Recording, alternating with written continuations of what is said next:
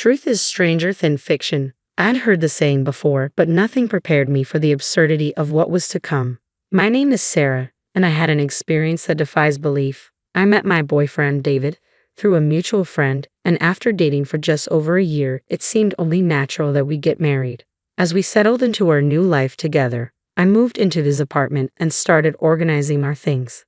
We were on the brink of submitting our marriage registration when I was suddenly struck down with a fever and diagnosed with the flu at the hospital.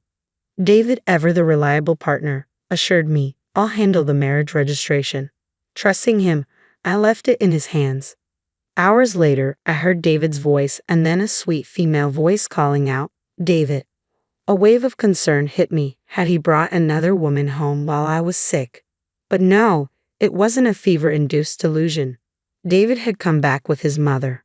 She marched straight to our bedroom and called out, "Sarah, aren't you coming out to greet me?" As if demanding a welcome from someone who was clearly unwell.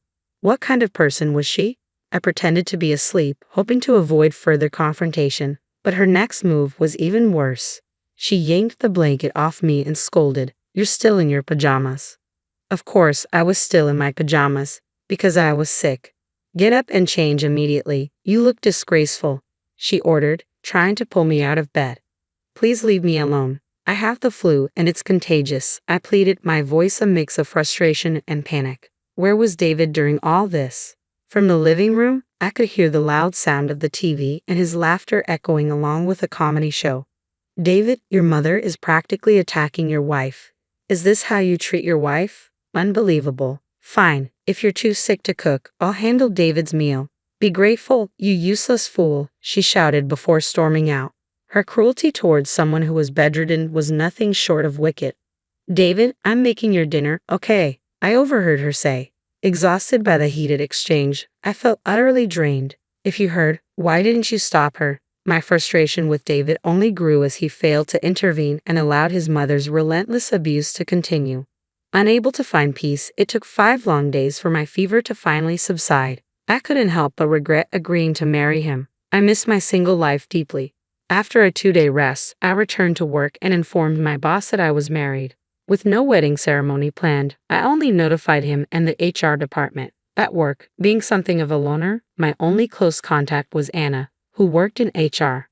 "Congratulations on your marriage. A week off for the honeymoon? I'm so envious." Anna's teasing smile made me sigh. "I just got hit with the flu and had to endure torment from my mother-in-law." "What? That's hilariously tragic," she said, though I didn't find it amusing at all. She then gave me some instructions. "It's been a week since you filed your marriage registration. You should be able to get some paperwork with your new name and address on it. Go get that sorted and let me know so I can update your details in our system." I listened, trying to keep a serious expression. At that moment, all I could think about was getting a divorce. I hadn't anticipated such a shocking turn of events. After work, I went straight to City Hall to request the paperwork. I was advised to collect it. However, when I looked at the document, I saw my maiden name still printed on it. "What does this mean?" I texted Anna urgently. "The paperwork still has my maiden name. What's going on?" She replied almost immediately, "I don't think your marriage has been registered." Don't tell me, I thought, realizing that what I believed to be a marriage might have been just a figment of my imagination. "I think you're right." Shocking, isn't it? Anna seemed frustrated by the back and forth messages and called me directly. "You haven't been scammed out of money, have you?" "No, the only thing I've lost is my peace of mind. Just in case, you should apply for an annulment. Your husband might be a con artist." "A con artist? The person I've been with for over a year? A con artist?" It seemed extreme, but with his mother's behavior, it wasn't entirely out of the realm of possibility. Taking Anna's advice to heart, I went ahead and applied for an annulment of my marriage. "Aren't you shocked?" Anna asked, still on the phone. I stared blankly into space. Logically, being betrayed by your partner should be shocking, but after enduring David's mother's bullying while I was sick and seeing David act like a mama's boy, I'd surprisingly realized that I no longer loved him. The treatment I received from his mother made it clear that staying in that situation wouldn't be good for me. "If you're okay, that's good to hear. But what about your boyfriend? What was going on with him?" I, too, was curious about his intentions. There had to be more to it, something that would be exposed as soon as the marriage registration was checked, just like it was today. David is 27 and has a decent job. He must have known his deception would come to light quickly. Maybe there was more to this. Perhaps he was committing marriage fraud. Maybe he was testing me. If I couldn't figure it out, it would make me a perfect target for scammers.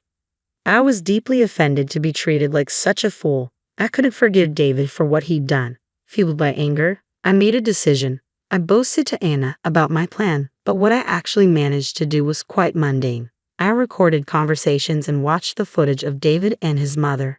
It felt as though I was the one committing a crime. After about 3 days of this, all I had captured was more of his mother's bullying and the usual conversations between the mama's boy and his mother.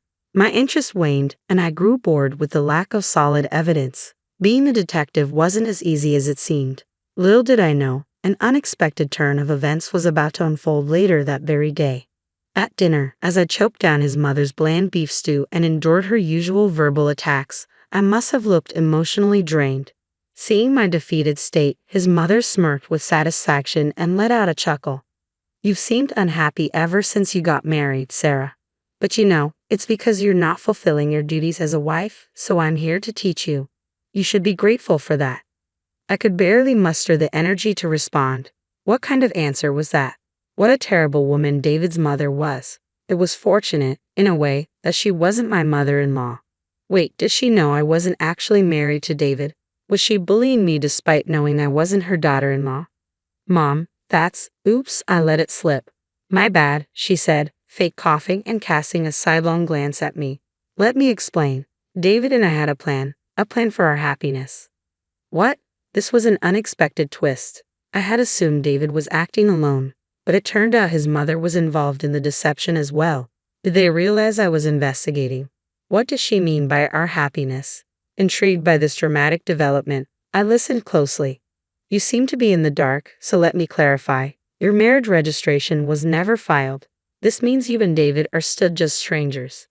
Yes, I knew that. It was my decision to go along with it, though I felt guilty. I did it because Mom instructed me. We wanted to see if you were truly right for David. If you turned out to be unsuitable, he could simply have a child with you and then leave. This way, we wouldn't sully our family records. They wanted a child, not my money. What exactly are you saying? The reason we didn't file your marriage registration was that we were testing you to determine if you'd make a good wife. What was that? Could any novel have such a dull plot? All my efforts over the past 3 days had amounted to nothing. Feeling defeated, I headed to our bedroom, where I had already packed my bags in case I needed to make a quick escape if my eavesdropping was discovered. As I gathered my things, David rushed over in a panic. "I never meant to hurt your feelings." "It's okay. Goodbye," I said, avoiding his gaze. What more could I say? Was I really involved with a con artist? It felt like something out of a fiction movie. When I unexpectedly returned home, my parents were stunned. As I recounted the events, they were left speechless, their mouths hanging open. Given the late hour, they told me to get some rest, treating me with an unusual degree of concern. The next day was Sunday, and I spent the night letting off steam at a nearby pub with Anna and a few other friends. By the following morning, I was over it, though I had no idea what awaited me. That Monday night, the doorbell rang at my parents' house, and my father's angry voice boomed through the house. "Get out."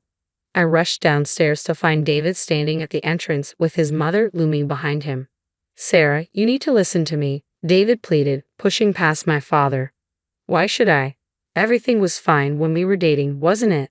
"Just hear me out," David began. Apparently, word had spread about how he treated me, thanks to a mutual friend. His coworkers, who were also friends of mine, had given him cold stares at work. When he pressed for an explanation, a colleague had confronted him with, "So, you committed blatant marriage fraud?" Now that I thought about it, one of David's coworkers had been at our all-night venting session. David seemed to believe that if he could win my forgiveness, he could also repair his damaged relationships with his colleagues. "I never meant to deceive you. I was planning to file our marriage registration in secret later on." "Really? You thought I wouldn't find out?" "You're not that clueless, are you?" I went to get some legal documents and found out immediately that David's claims were true. He genuinely didn't know about the registration issue.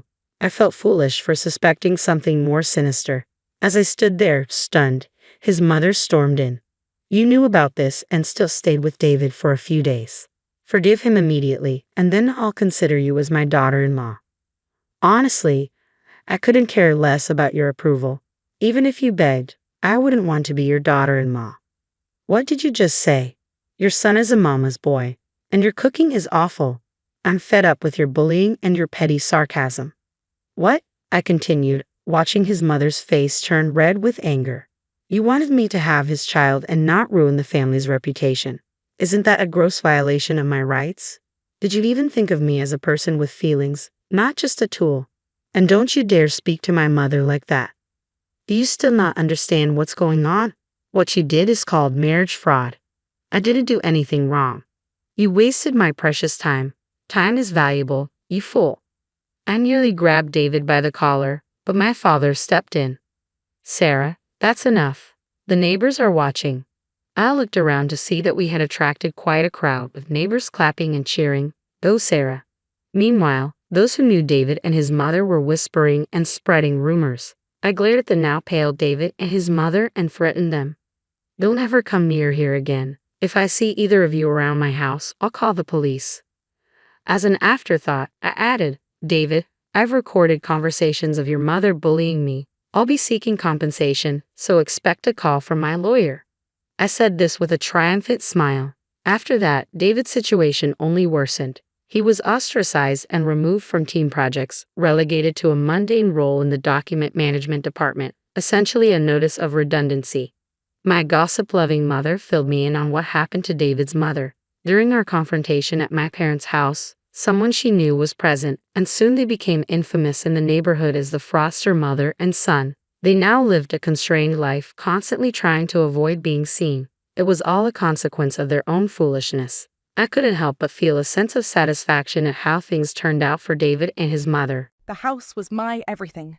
My name is Cameron, and for the past 5 years I'd poured my soul and most of my salary as a project manager into making it a home.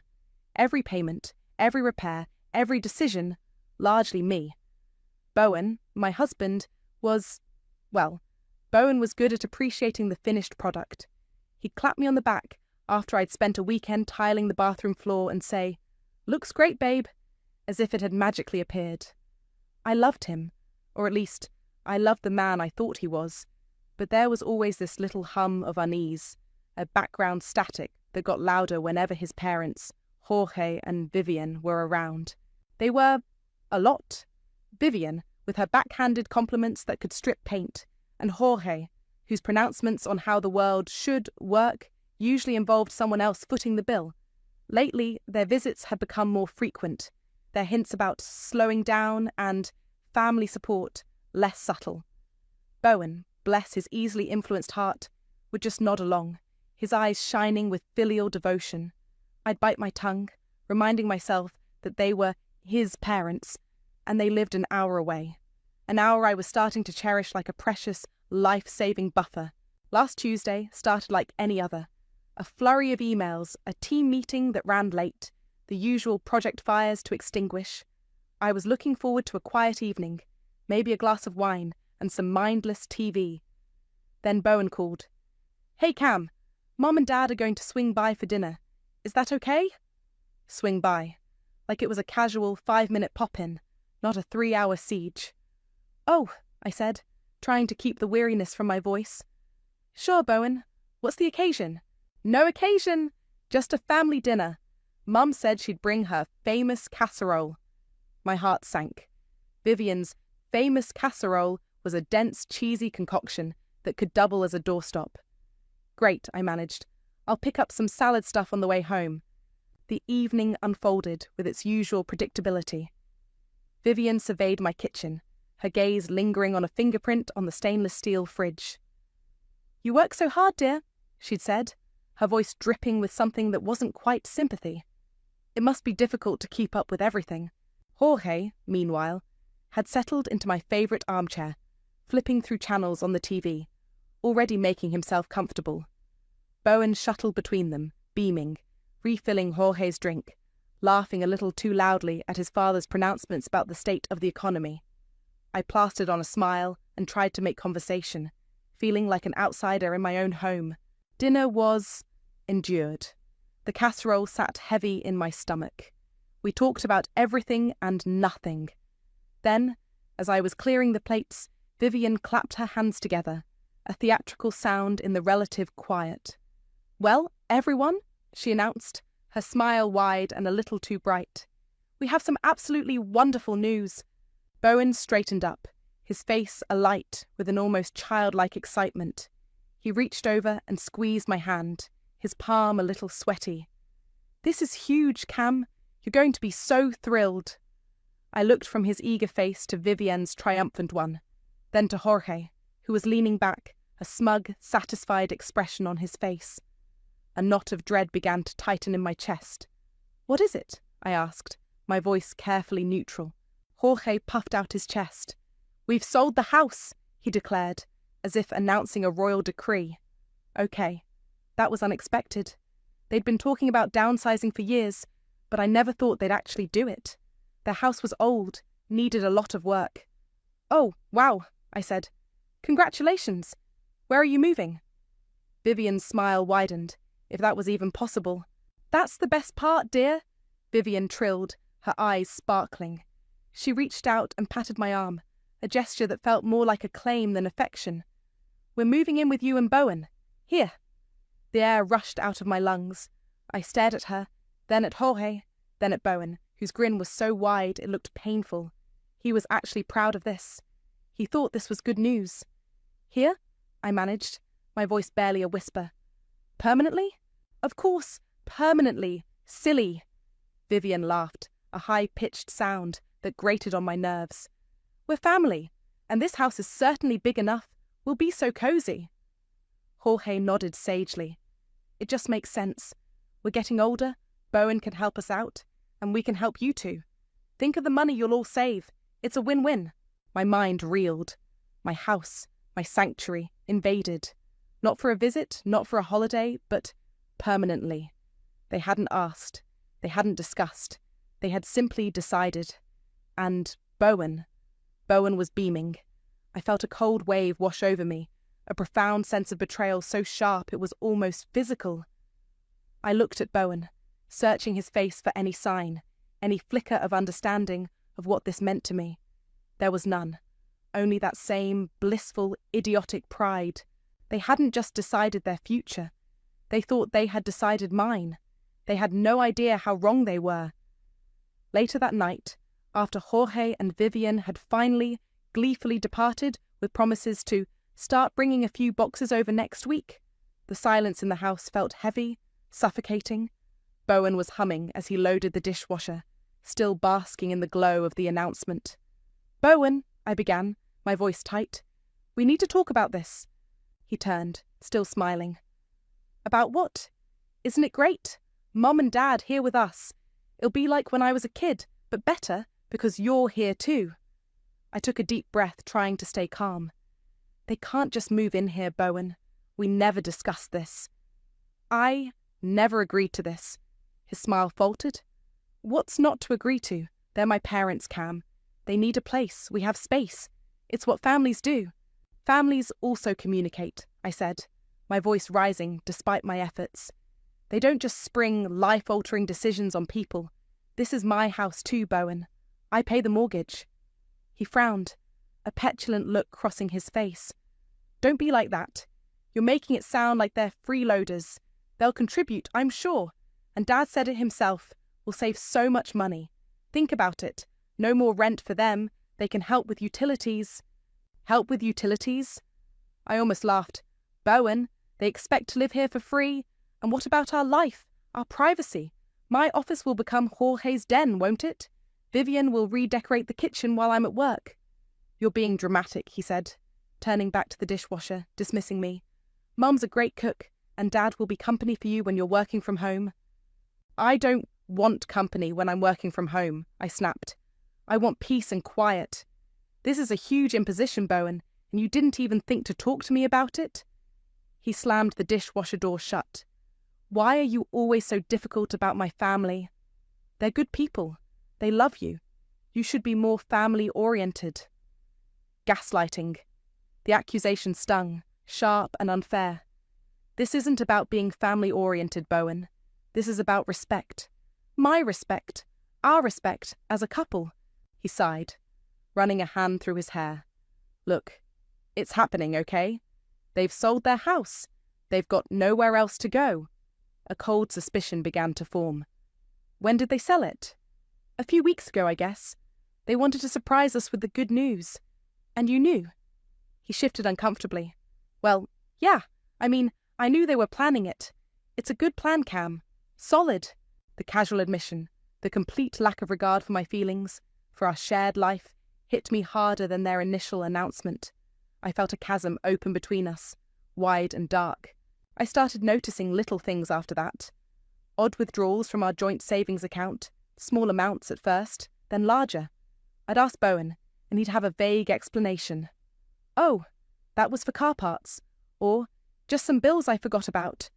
I wanted to believe him. I told myself the stress of the impending invasion was making me paranoid. A week later, Bowen came home from work, whistling.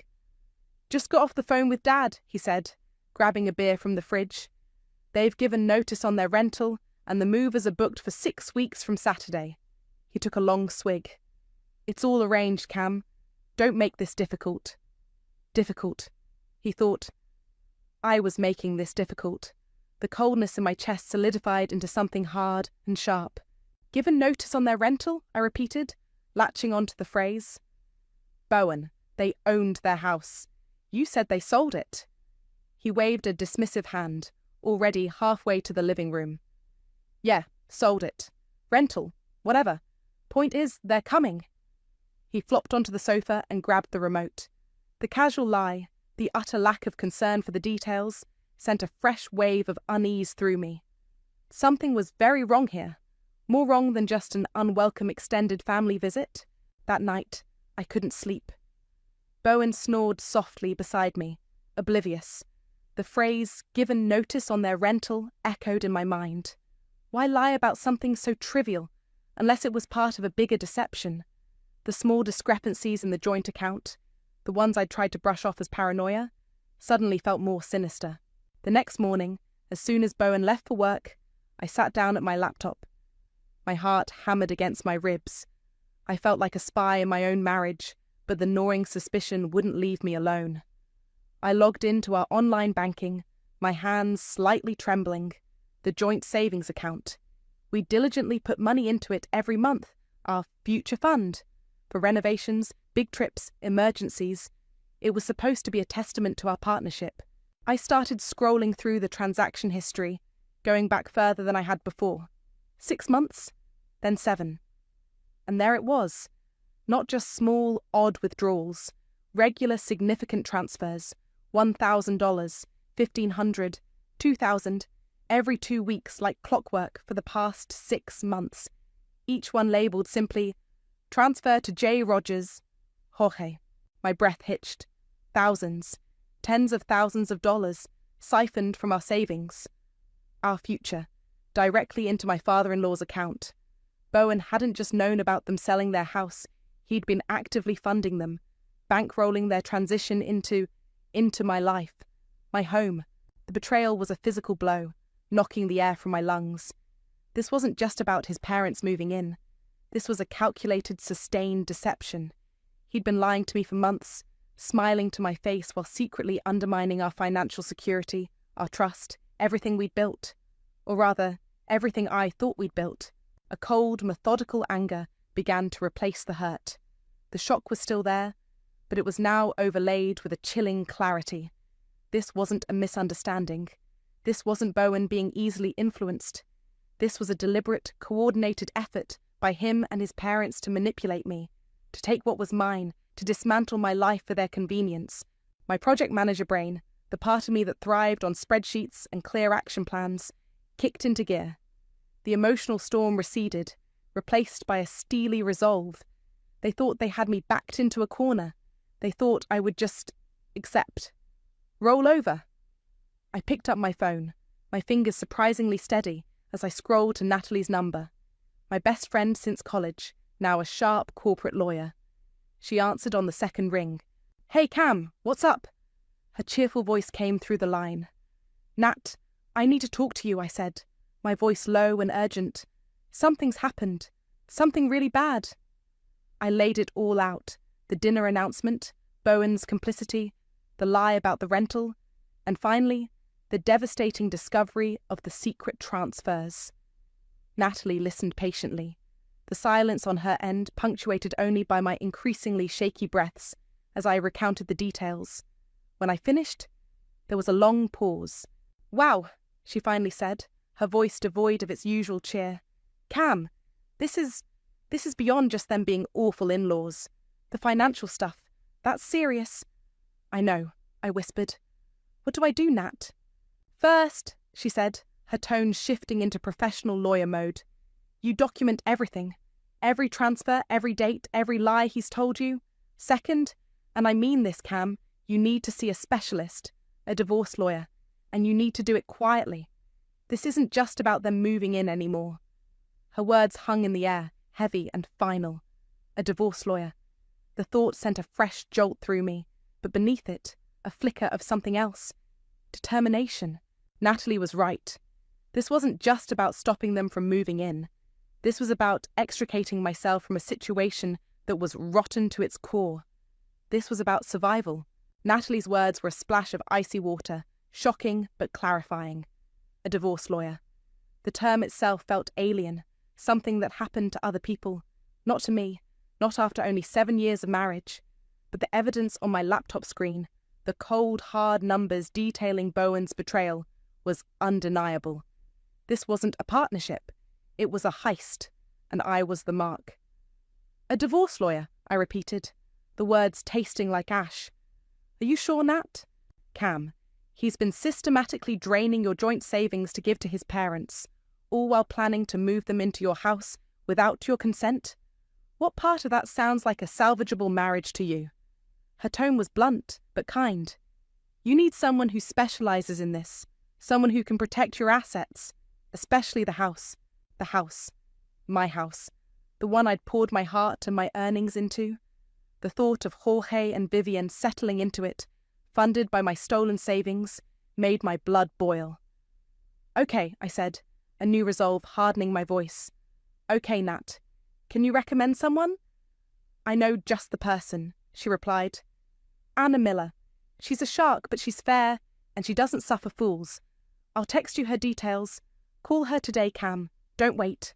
I clutched my phone, Natalie's advice echoing in my ears. Don't wait. The sense of urgency propelled me forward. I spent the next hour meticulously printing bank statements, highlighting the transfers to Jorge. I made notes of dates, conversations, Bowen's flimsy excuses. It felt like preparing a case file, and in a way, I suppose I was. By lunchtime, I was sitting in the sleek, minimalist waiting room of Anna Miller's law firm. The air hummed with quiet efficiency. I felt strangely calm, a detached observer of my own life imploding. Anna was exactly as Natalie had described. Sharp eyes, a no-nonsense demeanour, and an aura of quiet confidence that was instantly reassuring. She listened intently as I laid out the whole sordid tale from the bombshell dinner announcement to the secret financial pipeline. I spread the bank statements on her polished mahogany desk, pointing to the damning evidence. She didn't interrupt, just nodded occasionally, her expression growing more resolute with each detail. When I finally finished, speaking about the house, my voice thick with emotion as I explained how much of it was mine. The down payment from my own savings before we married, the mortgage payments meticulously documented from my personal account. She leaned back in her chair. "Well, Cameron," she said, her voice calm but firm, "this is quite the situation. Your husband and his parents have been extraordinarily presumptuous, not to mention the financial misconduct. That's a serious breach of trust." "So what can I do?" I asked, my voice barely above a whisper. "Can I stop them from moving in? Can I get my money back?" Anna steepled her fingers. "Stopping them from moving in is one thing, but given the depth of the deception, are you sure that's all you want? Or are you ready to consider a more permanent solution?" Her gaze was direct, unwavering. She wasn't just talking about keeping Jorge and Vivian out. She was talking about Bowen. I thought of his beaming face at that dinner, his casual dismissal of my feelings, the months of lies. The man I married, or thought I'd married, was gone, replaced by a stranger who prioritized his parents' greedy whims over our life together. "I want a divorce," I said, the words coming out stronger than I expected. "And I want them out of my life, and out of my house." A small, almost imperceptible smile touched Anna's lips. "Good. That clarifies things considerably." She then outlined a strategy, clear and concise. "We file for divorce immediately. Irreconcilable differences, compounded by financial misconduct and dissipation of marital assets. Regarding the house, you said the down payment was yours, pre-marital, and you've made the majority of the mortgage payments from your separate income?" "Yes, I have all the records." "Excellent. We'll petition for the sale of the marital home. Given your contributions and his financial misconduct, we'll argue for a division of assets that heavily favours you. In fact, we'll argue that the equity is predominantly, if not entirely, yours." A surge of something I hadn't felt in weeks. Empowerment coursed through me. It wasn't just about stopping them. It was about reclaiming what was rightfully mine. "What about them moving in?" I asked. "They're planning to arrive in less than 6 weeks." Anna's smile was predatory now. Let them. Let them book their movers. Let them pack their boxes. We'll time the service of the divorce papers for maximum impact. As for the house, we can list it for sale quietly. Once it's under contract as part of a divorce settlement, their plans become irrelevant." She slid a sheaf of papers across the desk. "These are the initial divorce filings. Read them carefully. If you're sure, sign them, and we'll get the ball rolling today." I read through them, the legal jargon a stark testament to the end of my marriage. But there was no sadness, only a grim sense of purpose. I picked up the pen and signed my name. Leaving Anna's office an hour later, the city air felt different, charged with possibility. The papers were filed, the clock was ticking, and they had no idea they were walking into a meticulously laid trap. The weeks that followed were a masterclass in duplicity, mostly on their part, but with a quiet, simmering counter-narrative playing out in my head and through my discreet actions. On the surface, I was the slowly coming around wife. I stopped arguing with Bowen about his parents. When he'd bring them up, bubbling with excitement about their impending arrival, I'd offer a tight, non-committal smile and a vague, "That's something." Jorge and Vivian, emboldened by my apparent acquiescence, became regular fixtures.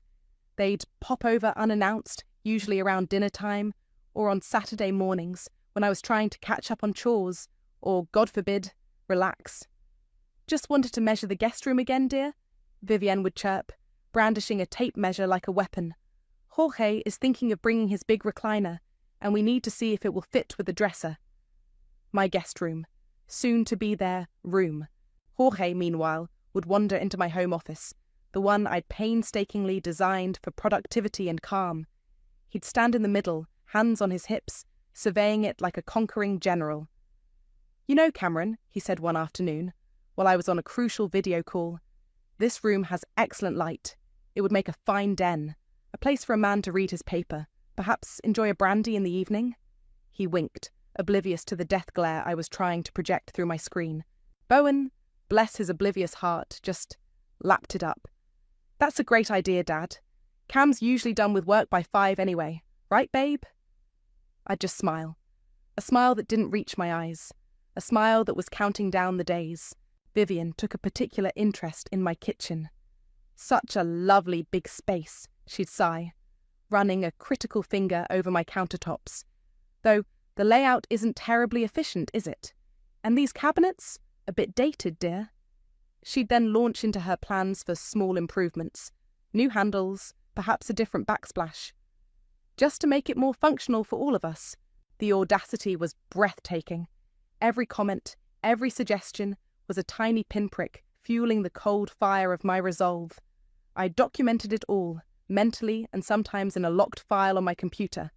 Their presumptions, their entitlement, their casual dismissal of me in my own home. One Saturday, while I was pretending to be absorbed in a book on the patio, Vivian was on the phone in the kitchen, the sliding door slightly ajar. I could hear her voice, syrupy sweet, talking to Bowen's sister, Tamara. Tamara had always been a bit smug, siding with her parents, but from a safe distance, never having to live with the direct fallout of their schemes. "Oh, it's going to be wonderful, Tamara," Vivian cooed. "Bowen is so happy to have us. And honestly, it's about time. Cameron works such long hours, you know. Once we're settled, Bowen can finally cut back his hours at that stressful marketing job. Cameron earns enough for all of us, and it's time she focused more on family. Maybe started thinking about giving us some grandchildren." My blood ran cold. So that was the grand plan. Not just a free place to live, but a complete financial takeover. They expected me to support all of them, while Vivian presumably directed my life, and Bowen would what? Become a kept man. The sheer, unadulterated gall of it almost made me laugh out loud. Instead, I just marked it down. Another piece of evidence, another nail in their self-constructed coffin. Bowen remained blissfully unaware of the storm brewing beneath my carefully constructed calm. He saw my lack of outright hostility as acceptance. He'd even started making comments like, "See, I told you it would be fine. Mum's already got ideas for the garden." "That's nice," I'd reply, my voice carefully neutral. The in-laws' visits became a grotesque parody of family harmony.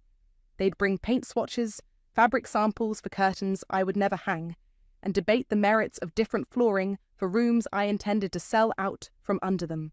One evening, Jorge, full of self-importance after a hearty meal that I'd cooked, pressed a booklet of paint swatches into my hand. "We're thinking a nice, calming blue for the master bedroom," he announced, as if he were bestowing a great gift. "Your current colours are a bit aggressive." My bedroom. Our bedroom, soon to be just me bedroom again, once Bowen was out. Aggressive? He had no idea. I smiled sweetly, the image of Anna Miller's confident face flashing in my mind. "I'll consider it, Jorge. Thank you for the suggestion." He beamed, patting my shoulder. "Good girl. Knew you'd see sense." Oh, I was seeing sense, all right. More sense than any of them could possibly imagine. The trap was set. All I had to do was wait for them to walk into it. And they were practically skipping. The final weeks leading up to M-Day, as I'd started calling it in my head, moving day, mayhem day, my day, passed in a surreal haze. Jorge and Vivian officially sold their house, the one they actually owned, not the fictional rental Bowen had mentioned. The closing went through, and suddenly they were all about packing boxes and decluttering. Or rather, Vivian was about decluttering. Jorge mostly supervised from his armchair, offering pronouncements on what was good enough to bring to Cameron's. Bowen, bless his increasingly clueless soul, threw himself into the process with gusto. He spent weekends at his parents' old place, hauling boxes, dismantling furniture, a dutiful son to the bitter end. He'd come home exhausted but triumphant. "Got Dad's entire workshop packed up today," he'd announce, beaming. "He's so excited to set it up in our garage." My garage, I'd think, picturing the for sale sign that Anna's recommended realtor was preparing. "That's ambitious," I'd reply, offering him a bottle of water. "And Mum's sorted all her china. She's worried about it on the drive over, but I told her we'll pack it super carefully in my car." I just nodded, a silent movie playing in my mind. Vivian's face when she realised her precious china wouldn't be gracing my dining table. Anna called me midweek, her voice crisp and efficient. "Just confirming, Cameron. All legal documents are filed and in order. The divorce petition, the motion for the sale of the house. The realtor has also confirmed the listing is live, discreetly for now, with photos taken when Bowen was at work last Tuesday. We've already had a couple of inquiries for showings, which we'll schedule post-revelation, of course." "Post-revelation," I echoed, a shiver running down my spine despite the warm day. "It sounds so dramatic." "Well," Anna said, a hint of amusement in her tone, "given their plans, a little drama seems appropriate, don't you think?" I did. I absolutely did. The Friday before M-Day, Jorge and Vivian insisted on a farewell to their old house dinner. They invited me and Bowen over. Their place was a chaotic landscape of half-packed boxes, bubble wrap, and dusty furniture outlines on the carpets. It felt like walking through the remnants of a life they were so eager to shed to take over mine. Dinner was take-out pizza, eaten on mismatched chairs, surrounded by their worldly possessions. The conversation, predictably, revolved around their brilliant future in my house. "I was thinking," Vivian said, dabbing her mouth with a paper napkin. "We could put that lovely antique mirror from the hallway in your entryway, Cameron. It would really open it up. And the big bookshelf from the study can go in the living room," Jorge added. "Give it a more intellectual feel." Bowen nodded enthusiastically at every suggestion. "It's going to be amazing, guys, like a whole new house." I picked at my pizza, a strange cocktail of anxiety and grim satisfaction churning in my stomach. I felt like an actor in the final scene of a play, knowing my lines, waiting for my cue. I just had to get through this one last charade. "It certainly will be different," I said, managing a small smile. Later that evening, back in our soon-to-be quiet house, Bowen wrapped his arms around me from behind as I stood at the kitchen sink. "See?" he murmured, his chin resting on my shoulder. "It's all working out perfectly. We're going to be one big happy family." His words, meant to be reassuring, sent a chill through me. He was so utterly convinced of his narrative, so completely blind to the reality I was about to unleash. I turned in his arms, forcing a smile that felt brittle. "Tomorrow will definitely be a memorable day, Bowen." He grinned, kissing my forehead. "The start of a great new chapter for all of us." Oh, it would be the start of a new chapter, all right, just not the one he was expecting. I barely slept that night, my mind replaying the scene to come, the words I would say, the looks on their faces. It was a potent mix of fear and exhilaration. The end was near. M-Day dawned bright and clear, a painfully beautiful Saturday. I was up before the sun, a knot of nervous energy coiling in my stomach. I dressed carefully, choosing an outfit that made me feel confident, in control. By the time Bowen stirred, I'd already had 2 cups of coffee and mentally rehearsed my lines a dozen times. "Morning, sleepyhead," I said, my voice surprisingly steady. "Big day today." He stretched, yawning. "Tell me about it. Mum and Dad are aiming to be here by 9 with the first load. Said they're bringing the essentials first, so they can get settled in right away." He grinned, oblivious. "You excited?" "Beyond words," I replied, and it wasn't entirely a lie. At precisely 8:57 a.m., their overstuffed minivan, trailing a small U-Haul trailer, rumbled up the driveway. Jorge was at the wheel, Vivian beside him, both beaming. Bowen practically skipped out the front door to greet them. I remained on the porch, a single, crisp white envelope held loosely in my hand. "There she is," Jorge boomed, climbing out of the van. "Ready for the reinforcements, Cameron?" Vivian rushed over to Bowen, giving him a hug. "Oh, darling, it's so good to be here. Finally." She then turned to me, her smile a little too wide. "You've no idea how much we've been looking forward to this, Cameron." "I think I have some idea," I said, my voice calm. Bowen, ever the eager beaver, was already at the back of the U-Haul, unlatching the door. "All right, let's get this show on the road. What's first, Dad? The recliner?" As he reached for the first heavy-looking box, I stepped forward. "Bowen," I said, my tone stopping him in his tracks. He looked up, surprised by the command in my voice. "Before you unload anything, I think you should read this first." I held out the envelope. He frowned, a flicker of confusion in his eyes. "What is it, Cam? Some kind of welcome card from Mum and Dad?" He chuckled, reaching for it. "Not exactly," I said. His fingers fumbled with the flap. Vivian and Jorge had paused, watching us with mild curiosity. The neighborhood was quiet. A bird chirped somewhere nearby. It felt like the calm before a hurricane. Bowen pulled out the folded papers. His eyes scanned the first page. I watched his face, a slow motion capture of dawning comprehension. The color drained from his cheeks, replaced by a sickly pallor. His smile vanished, replaced by an expression of utter disbelief. His hand, still holding the papers, began to tremble. "Cam, what is this?" he stammered, his voice barely a whisper. "It's a petition for divorce, Bowen," I stated clearly, my voice carrying in the still morning air. Vivian gasped, a hand flying to her mouth. Jorge's jaw dropped. "Divorce?"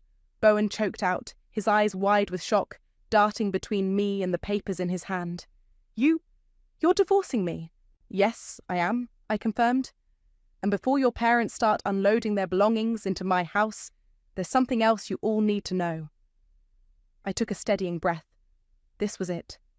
This house was listed for sale last week as part of our divorce settlement. It's considered a marital asset, albeit one I have significantly more claim to, which my lawyer is handling. You all have 30 days to vacate the premises. That includes you, Bowen. Your personal belongings will need to be removed within that time frame as well. The silence that followed was absolute, thick and heavy. Bowen stared at me, speechless, the divorce papers fluttering in his shaking hand. Vivienne's face crumpled, her carefully constructed composure shattering. Jorge's face turned a dangerous shade of purple. Then Vivienne shrieked, a raw, animalistic sound of pure outrage and thwarted entitlement. No, you can't do this. We've sold our house. We have nowhere to go.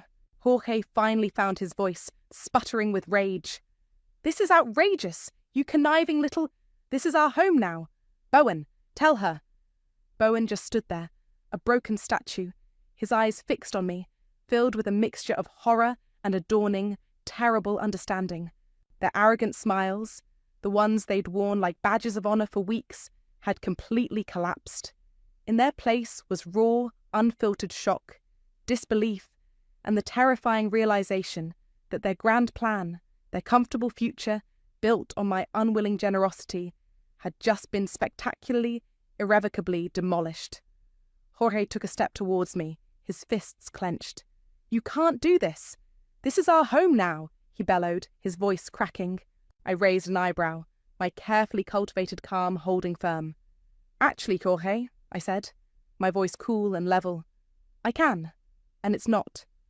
The immediate aftermath was pure, unadulterated chaos. Vivienne launched into a volley of accusations, her voice shrill. How could you be so cruel, Cameron? After everything we've done for you, after we welcomed you into our family. Welcomed me?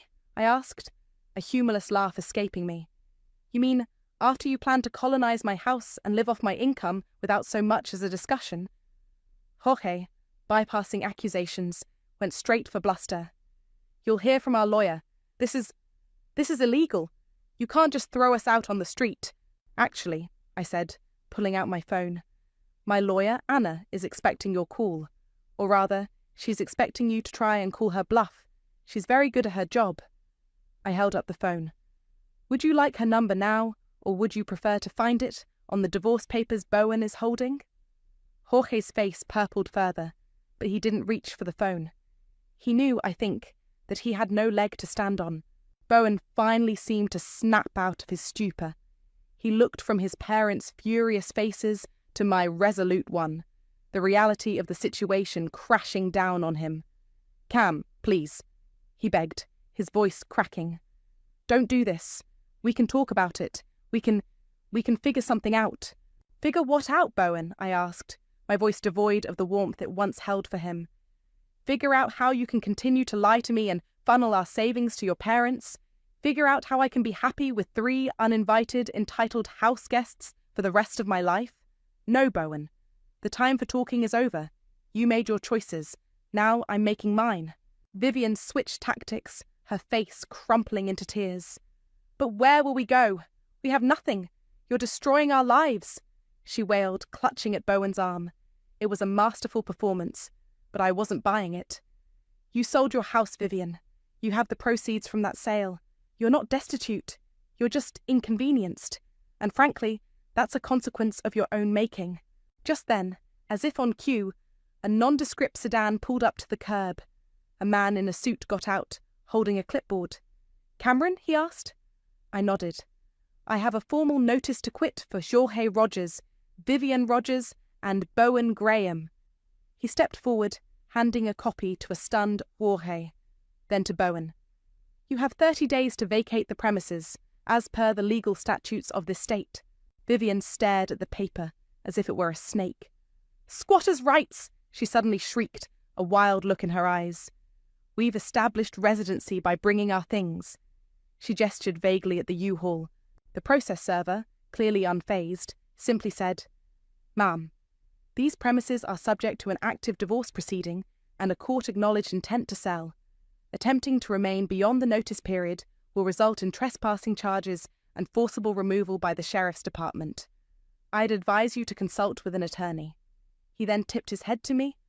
"My work here is done." He got back in his car and drove away. The fight seemed to drain out of them then, replaced by a dawning, horrified acceptance. Their grand plan, so meticulously plotted, so arrogantly assumed, was in tatters.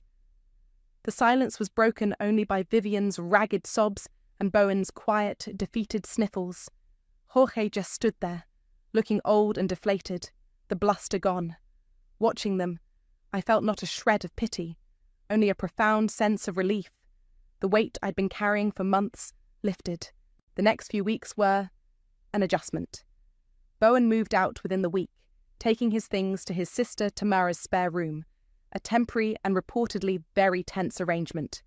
Jorge and Vivian, after a few more days of desperate, futile phone calls to lawyers who clearly told them what Anna had already predicted, found a small, overpriced rental apartment across town. The U-Haul, which had sat forlornly in my driveway for 2 days, was eventually emptied into a storage unit. The house sold remarkably quickly, thanks to Anna's realtor, and a surprisingly hot market. I found a smaller place, a chic little condo downtown that was all mine, filled with light and peace. The closing on the old house was swift, the division of assets heavily in my favour, just as Anna had predicted. The money Bowen had siphoned off was largely accounted for from his share of any remaining marital assets, which weren't much after the house. Tamara, surprisingly, called me once, not to yell, but with a sort of grim amusement. "You know, Cameron," she'd said, "I always told Mom and Dad they pushed too hard. They're miserable in that tiny apartment. Serves them right, I guess. Bowen's a wreck, by the way, finally realising what he threw away." I didn't feel triumph, not exactly. More like a quiet, settled satisfaction. I'd reclaimed my life, my finances, my peace of mind, sipping coffee in my new living room. Sunlight streaming through the large windows, I looked around at the space that was entirely my own. No uninvited guests, no passive-aggressive comments, no secret betrayals. Just me, and the quiet hum of a life I was building on my own terms. They thought they were moving into my house. Instead, they moved right into the consequences of their own actions. And honestly, the view from here was fantastic. My name is Sandra Bullock, and I am a 27-year-old who finds peace and purpose working at the local library in a quaint town that's likely off most people's radars. My existence is uncomplicated, perhaps overly so for some, but it suits me just fine. I've always gravitated toward solitude, finding solace in the quiet companionship of books over the bustling noise of the outside world. The library is my refuge, an aging structure with floors that echo with each step and shelves brimming with stories of yesteryears. To me, it's a slice of paradise. Every morning, like clockwork, I unlock the library's doors at 7:00 a.m., flick on the lights, and am greeted by the comforting aroma of books. This daily ritual never grows old.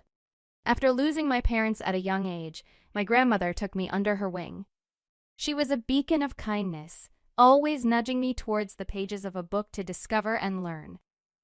Sadly, she's no longer with us, leaving me to navigate life on my own without siblings or a wide circle of relatives.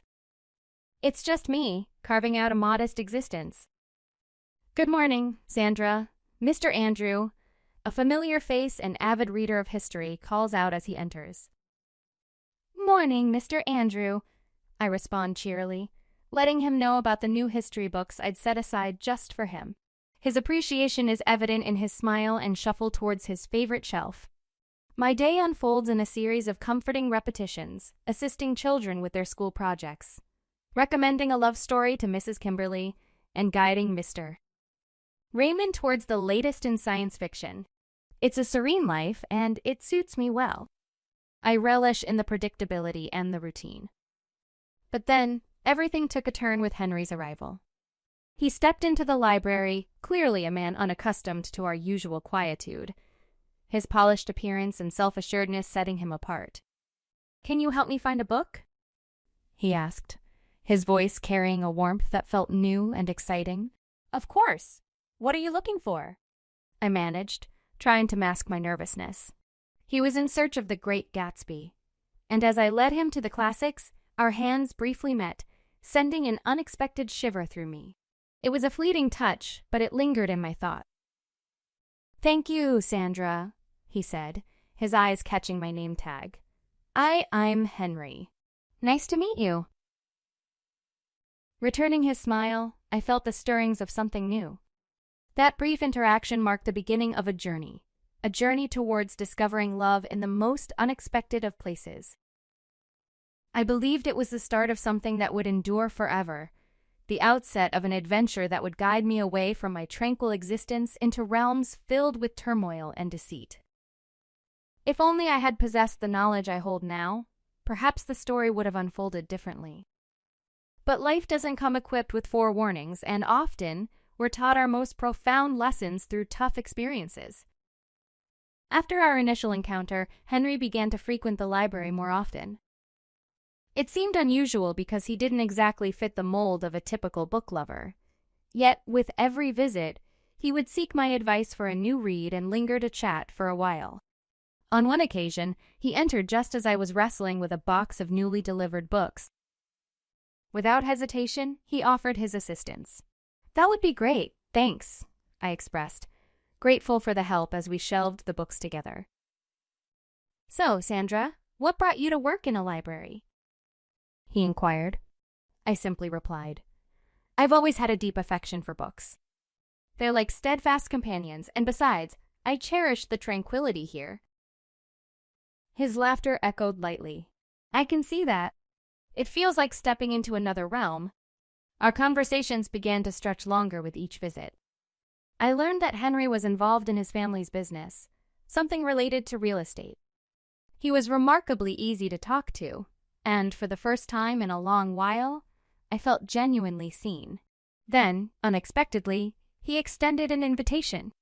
"Sandra, would you be interested in having dinner with me tonight?" he asked, hope flickering in his eyes. The proposition caught me off guard. "Like a date?" I clarified. "Yes, exactly like a date," he affirmed with a smile. I hesitated, unaccustomed to such propositions, yet something about him prompted me to accept. "Okay, sure. I'd like that," I agreed. We dined at a modest yet inviting local restaurant. It wasn't lavish, but it radiated warmth. We conversed about a myriad of topics, and for a brief period I set aside the solitude that usually enveloped my life. As we walked home, Henry shared, "I had a really wonderful time tonight, Sandra. You're quite unlike anyone I've met before." Unsure of how to reply, I simply offered a smile. "I'd love to see you again if that's all right with you," he continued. My response was a nod, accompanied by a soft yes, I like that. Our relationship progressed steadily from there. We would go out for meals or enjoy leisurely walks. For the first time, I felt connected to something beyond my world of literature and silence. It wasn't long before I found myself deeply enamored with him. Henry was charming, attentive, and had a way of making me feel uniquely cherished. When he proposed, I responded without a moment's hesitation, yes. Reflecting on it now, I wish I had been more perceptive to the subtle hints that all was not as it seemed.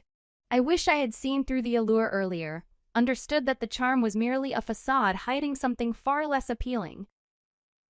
Love, with its blinding brilliance, often makes us overlook the red flags, convincing us to see only what we want. In my case, I believed I was deeply in love with Henry. Or at least, that's what I thought until the dynamics began to shift after our engagement. The first signs of trouble appeared with Henry's parents. From the outset, they made it clear they disapproved of me. They viewed me as unsuitable for their son, primarily because I didn't hail from a wealthy background. My first encounter with them was during a dinner at their lavish residence, a stark contrast to my simple world. "Sandra, this is my mother, Michelle, and my father," David, Henry introduced. I mustered a smile and greeted them.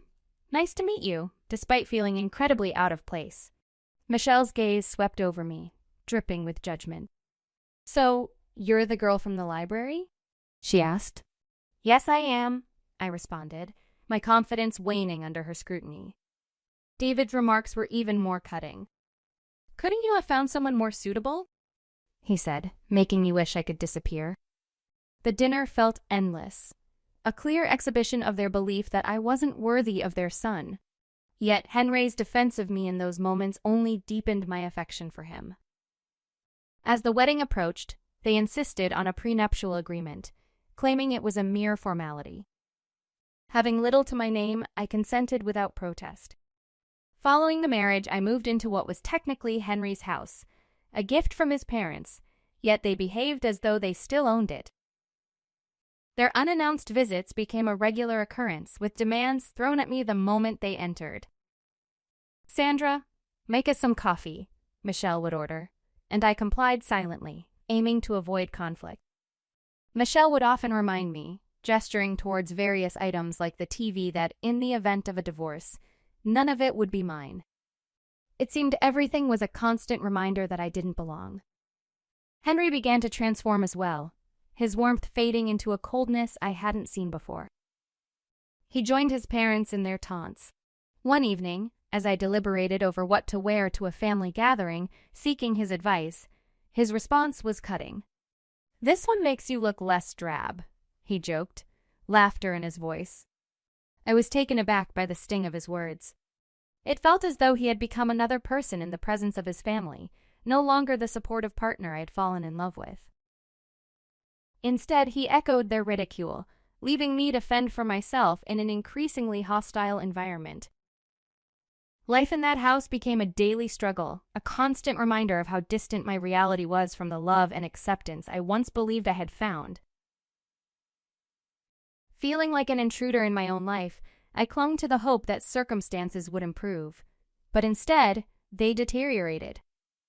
The pressure was immense, manifesting in severe stomach aches I tried to dismiss until one day I fainted at the library. Regaining consciousness in the hospital, the doctor attributed my collapse to stress. During my stay, Henry was conspicuously absent, neither visiting nor calling, amplifying my sense of isolation. Unexpectedly, a notary arrived at the hospital with astonishing news. A great-aunt, whom I scarcely recalled, had bequeathed me her estate, valued at $50 million. The revelation was staggering. Overnight, I transformed from the library girl to an heiress. Henry and his parents' attitude shifted dramatically upon learning of my windfall. They were all sweetness and warmth during their hospital visit, feigning concern and solidarity. "We're a family and we should support one another," David declared. However, their sudden change of heart was unconvincing. Their true motives were inadvertently revealed to me. Overhearing their conversation outside my hospital room, their words were a bitter pill to swallow. They saw me as naive, a stroke of luck to be exploited, with suggestions of tying me down further by having a child. Their duplicity made it clear they valued my fortune over me. It was a pivotal moment, sparking a resolve to break free from their grasp and reclaim my life. Upon my discharge, I returned home to find Henry and his parents waiting, their facades of concern as transparent as glass. "Oh, Sandra, we were so worried about you," Michelle proclaimed. I maintained a facade of normalcy, cautious not to reveal my awareness of their true intentions. Henry's inquiry about the inheritance was tinged with greed, a stark contrast to the man I once thought I knew. "Soon," I responded, "but it's nothing for you to concern yourself with." His feigned unity, suggesting what was mine was also his, didn't fool me. That night, haunted by their deceitful voices and insatiable greed, I couldn't find rest. Motivated by a newfound clarity, I began to draft my exit strategy. My decision was firm. I would no longer be a pawn in their game of manipulation. It was time to stand up for myself, to step out of the shadows of their expectations and into the light of my own future. With a plan taking shape, I was ready to confront what lay ahead, armed with the courage to change my destiny. Putting my feelings and experiences onto paper felt like releasing a torrent of suppressed frustration and pain. a cathartic flood that had been building up for years. The next day, I sought the counsel of a lawyer, laying bare the entirety of my ordeal and presenting the prenuptial agreement. His astonishment was palpable, yet he confirmed the document would shield me, reinforcing that I was making a wise decision. Upon my return, I found Henry and his parents in the living room, their gazes lifting to meet mine as I entered. "There she is, our brave girl," David remarked, his smile lacking any genuine warmth. Holding my purse close, I gathered my courage. "I have something to say," I began, their curiosity piqued. "I'm filing for divorce," I declared, my voice unwavering. A heavy silence fell over the room, broken only by Michelle's incredulous response and Henry's plea of disbelief, asserting their love for me. "Do you, Henry?" "Because all I felt is exploitation," I countered.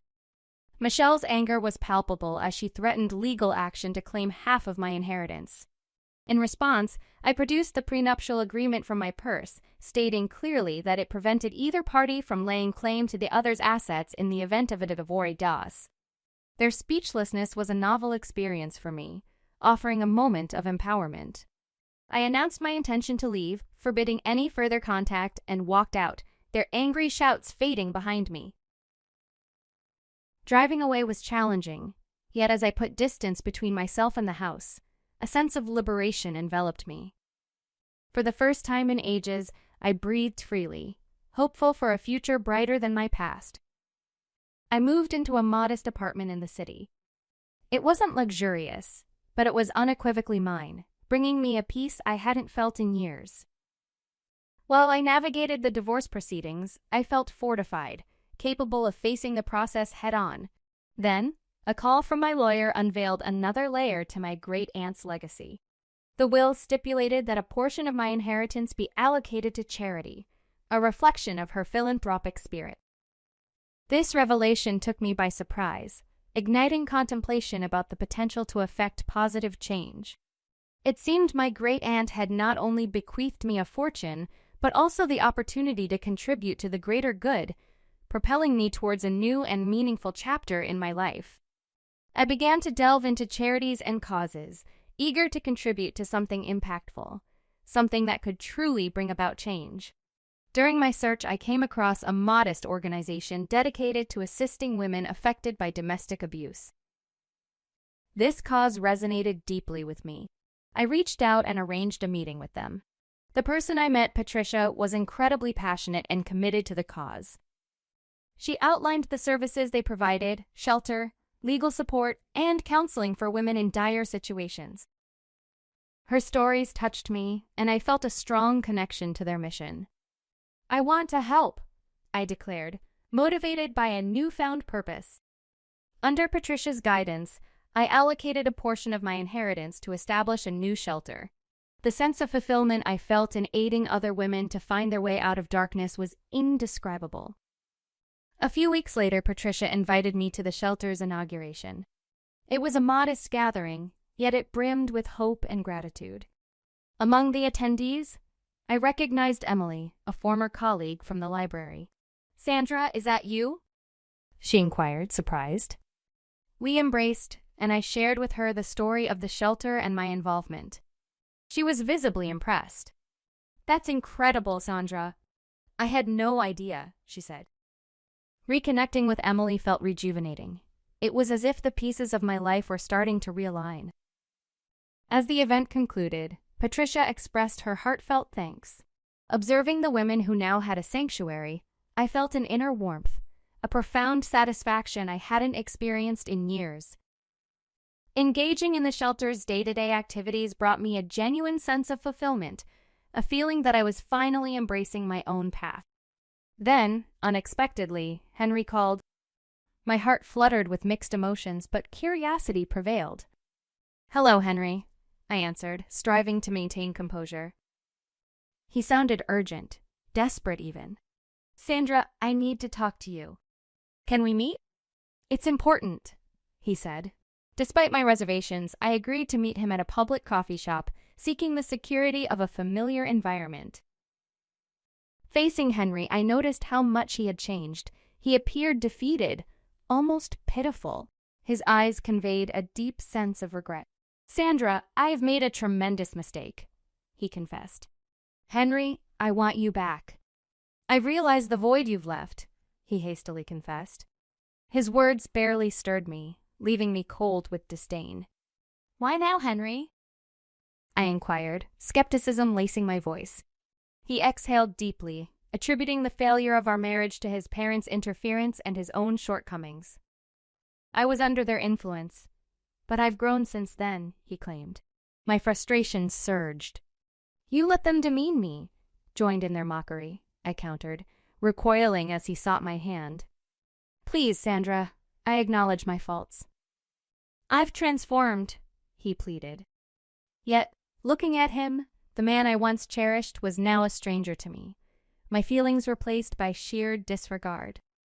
"Change or not, Henry, it's too late." "My heart harbors only disdain for you," I stated, his countenance dropping momentarily, revealing the person I once committed to, a fleeting image. "I'm sorry, Henry, but I've moved on. My life now has direction, a purpose you're no longer a part of," I declared with conviction. He accepted my words with a resigned nod, understanding the finality of our chapter. Exiting the coffee shop, a sense of closure enveloped me. That chapter was conclusively closed.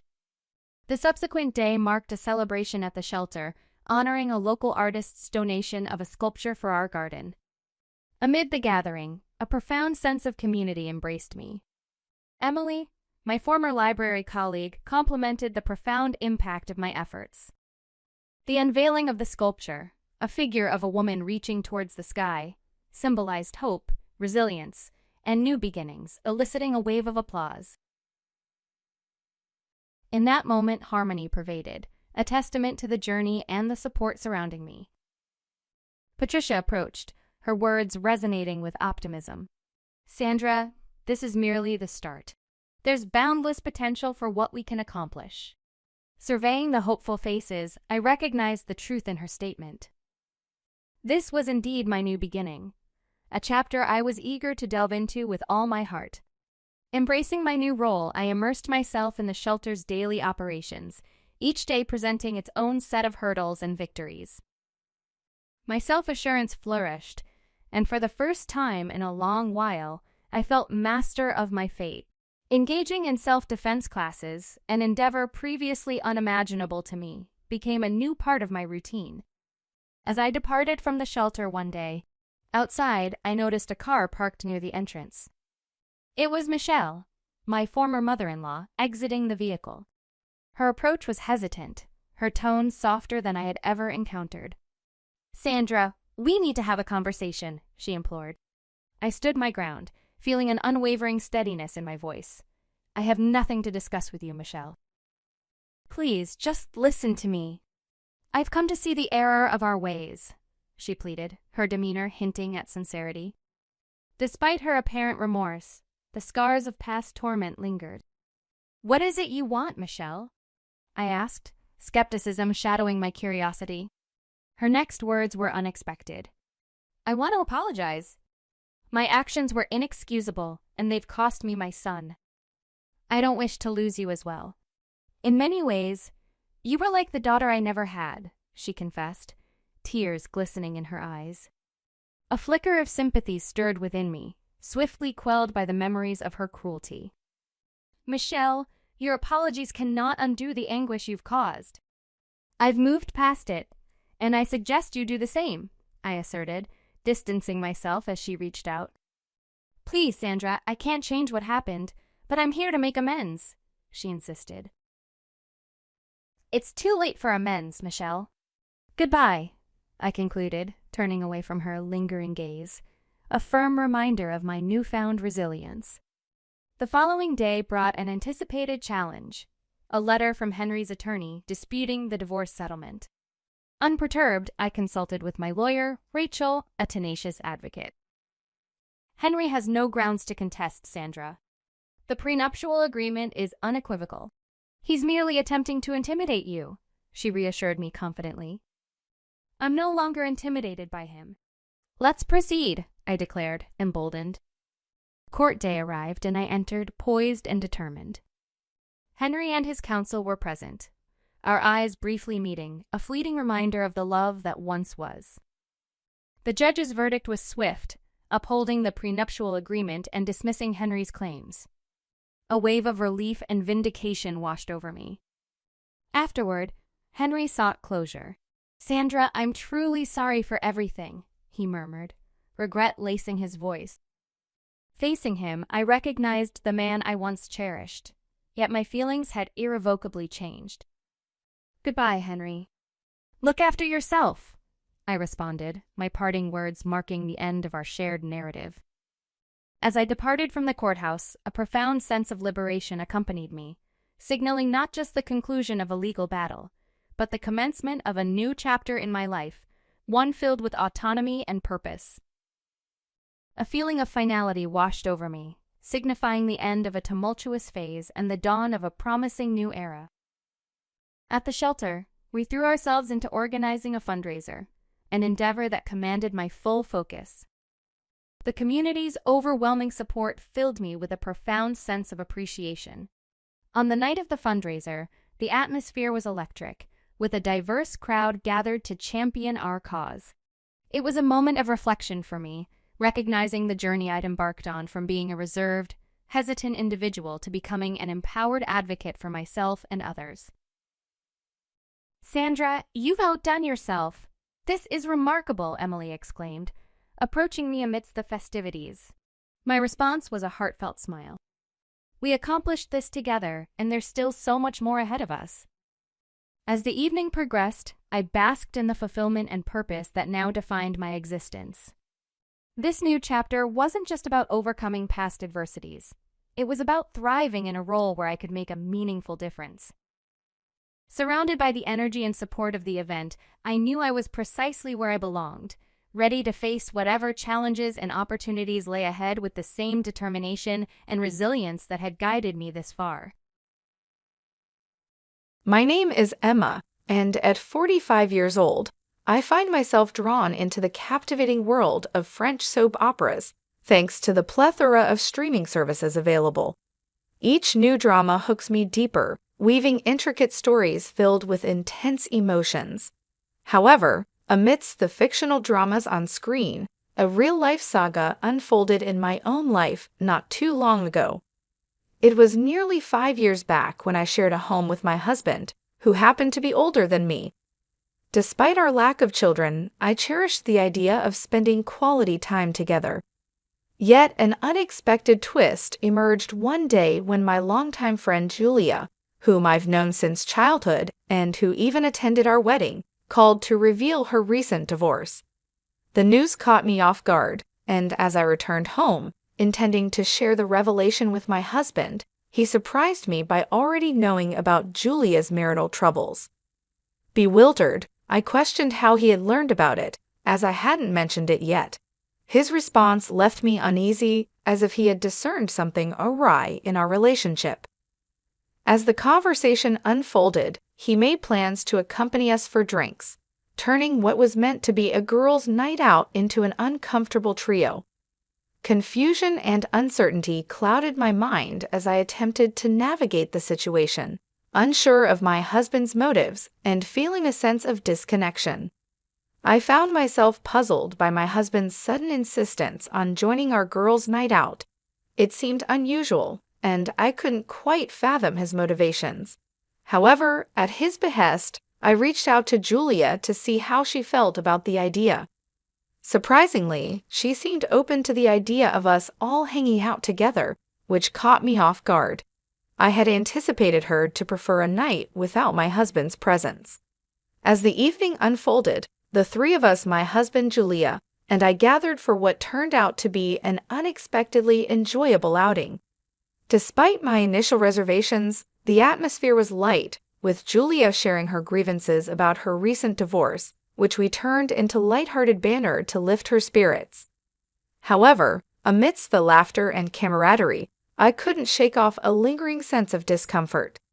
A brief trip to the restroom heightened my unease as I returned to witness what seemed like an intimate exchange between Julia and my husband. Their prolonged eye contact and seemingly private conversation left me feeling unsettled, especially considering they hadn't seen each other since our wedding. Despite my attempts to brush off my concerns, the incident continued to nag at me throughout the evening. As the night drew to a close and Julia grew increasingly inebriated, my husband's casual offer to take her home alone caught me off guard. His nonchalant demeanor and lack of consideration for my feelings left me feeling marginalized, especially considering our relationship. Although I voiced my concerns, my husband's insistence on escorting Julia home alone further fueled my doubts. His rationale seemed flimsy, and I couldn't shake the feeling that something was amiss. Despite my protests, he remained adamant, leaving me to contemplate the implications of their seemingly close bond and his disregard for our relationship. In the end, as they left together, I couldn't help but wonder about the nature of their relationship and whether I had been too quick to dismiss my suspicions. The night had taken an unexpected turn, leaving me with a whirlwind of emotions and unanswered questions about the dynamics between my husband and my longtime friend. Let me narrate the tumultuous events that unfolded after that fateful night.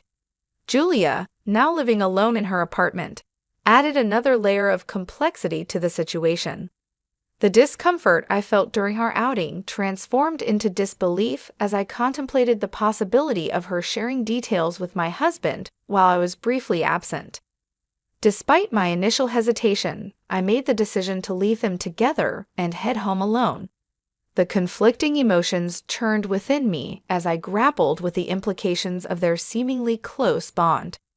However, as I stepped into the familiarity of my husband's study room upon my return, I found myself drawn to the shelves, wondering if they held any clues to the truth. My eyes fell upon a forgotten photo album, its presence unfamiliar amidst the familiar surroundings. With a sense of foreboding, I flipped through its pages, revealing a trove of photographs capturing moments of happiness between my husband and Julia. Each image spoke volumes, hinting at a relationship that had been clandestinely blossoming for over a decade, unbeknownst to me. The weight of this revelation hit me like a ton of bricks, exacerbating the effects of the alcohol coursing through my veins. Nausea threatened to overwhelm me as I grappled with the betrayal unfolding before my eyes. In my intoxicated state, I stumbled towards the bathroom, only to be intercepted by my returning husband. His obliviousness to my distress grated on my already frayed nerves, prompting a visceral reaction as I recoiled from his touch. The facade of normalcy shattered as I struggled to come to terms with the depth of his deceit. With each passing moment, the anger simmered within me, fueled by a sense of betrayal and disbelief. His attempts at reconciliation only served to further infuriate me as I recoiled from his gestures of concern. The urge to drown my sorrows in alcohol and oblivion intensified, a desperate attempt to escape the pain of betrayal. Yet, amidst the chaos, a steely resolve took hold as I braced myself for the inevitable confrontation that lay ahead. As we faced each other in the living room, the air crackled with tension, punctuated by the weight of unspoken truths. His casual demeanor belied the gravity of the situation, a stark contrast to the turmoil raging within me. With a sense of resignation, I posed the question that hung heavy in the air, demanding answers to the painful truth revealed by the damning photographs. The confrontation with my husband was a moment of reckoning, fueled by a mixture of anger, betrayal, and a desperate need for answers. As I presented the album I had stumbled upon in his sanctuary, his pallid complexion betrayed his inner turmoil, setting the stage for a series of questions that demanded truth and accountability. With each query, I peeled back the layers of deception, laying bare the extent of his infidelity and the shattered remnants of our marriage. The first question hung heavy in the air, a simple yet damning inquiry that left no room for evasion. Yet his silence spoke volumes, a tacit acknowledgement of his guilt that only served to stoke the flames of my fury. As I pressed for a response, his words stumbled forth like shards of broken glass, punctuating the tense silence with hollow apologies and feeble excuses. His admission of betrayal was met with a cold indifference as I grappled with the reality of our shattered trust and the irreparable damage inflicted upon our relationship. But it was his declaration of allegiance to another that truly shattered what remained of our bond. The revelation of his love for Julia, delivered with the fervor of a newfound zealot, struck me like a dagger to the heart. His words, laden with the weight of destiny and spiritual alignment, rang hollow in the face of his betrayal. In that moment of clarity, I realized the futility of salvaging what was left of our marriage. The bonds that once tethered us together had been severed beyond repair, replaced by a chasm of betrayal and disillusionment. His desire for divorce, fueled by his newfound connection to Julia, was met with a resigned acceptance, tinged with a bitterness that lingered like a bitter aftertaste. As we parted ways, the echoes of our failed marriage reverberated in the empty space between us, a testament to the fragility of trust and the inexorable march of fate. In the end, all that remained was the hollow shell of what once was, a testament to the fleeting nature of love and the harsh realities of human frailty. In response to my husband's absurd request for a divorce, I found myself retorting with an equally absurd attitude. As he continued to badger me with his demands, I chose silence as my shield, retreating into the sanctuary of the shower to escape his tirade. His shouts echoed through the walls, a stark reminder of the crumbling facade of our once happy marriage. With each passing moment, the rift between us widened, fueled by resentment and unspoken grievances. His insistence on divorce only served to strengthen my resolve, as I defiantly asserted my independence and reclaimed my sense of self-worth. In my eyes, he had become nothing more than a nuisance, a mere speck of dust in the vast expanse of my existence. The next day dawned with an air of liberation as I embraced the newfound freedom that lay before me. With my husband gone for the day, I reveled in the solitude of my own company, relishing the peace and quiet that had long eluded me. As he returned home that evening, his footsteps echoing through the empty halls, I remained unmoved, refusing to acknowledge his presence. His frantic search for his missing shoes served as a stark reminder of the irreparable rift that had formed between us. With each passing moment, the divide between us grew wider until it seemed insurmountable. Yet, I remained resolute in my decision to forge ahead alone, undeterred by his futile attempts at reconciliation. As he pleaded for my attention, I remained aloof, lost in my own world of luxurious indulgence. The clatter of his footsteps echoed through the silence, a stark reminder of the chasm that had formed between us. His confusion and frustration only served to reinforce my resolve, as I forged ahead with unwavering determination. In the end, as he followed me with a mixture of confusion and desperation, I remained steadfast in my resolve to reclaim my independence. With each passing moment, the realization dawned upon me that I was no longer beholden to him or the confines of our fractured marriage. In the silence of the evening, I found solace in the knowledge that I was finally free to chart my own course, unencumbered by the weight of his expectations. Amidst the turmoil of our fractured relationship, the mundane tasks of daily life became battlegrounds for our ongoing conflicts. As my husband demanded food, I responded with a curt dismissal, reminding him once more of my solitary existence. It was a small act of defiance, a silent declaration of my newfound independence. With each passing day, I found solace in the small victories, relishing the opportunity to reclaim my autonomy in the face of his relentless demands. Even the simple act of disposing of his toothbrush became a symbolic gesture, a subtle reminder of my newfound liberation. Yet, as the morning light filtered through the curtains, I found myself face to face with the aftermath of our tumultuous night. My husband, disheveled and contrite, bore the weight of his transgressions like a heavy burden, his apology a desperate plea for forgiveness. His words hung in the air, laden with the weight of his remorse and the promise of redemption. But as he knelt before me, his plea for a fresh start fell on deaf ears. The scars of his betrayal ran too deep, leaving me numb to his hollow gestures of contrition. In that moment of vulnerability, I stood my ground, refusing to be swayed by his empty promises. His shock at my rejection mirrored my own disbelief at his audacity, as I recoiled from the notion of reconciliation with a man who had betrayed my trust so callously. As he pleaded for a second chance, I remained resolute, unwilling to entertain the possibility of a future tainted by his infidelity. My refusal to capitulate to his demands was met with confusion and despair, as he struggled to comprehend the gravity of his actions. In the end, as he grappled with the consequences of his betrayal, I found a glimmer of satisfaction in his anguish. For too long, I had allowed myself to be manipulated by his empty promises, but now I stood firm in my resolve to reclaim my dignity and self-worth. As the echoes of our confrontation faded into the silence, I knew that I had made the right choice. For in refusing to accept anything less than the respect and loyalty I deserved, I had reclaimed my power and emerged stronger than ever before.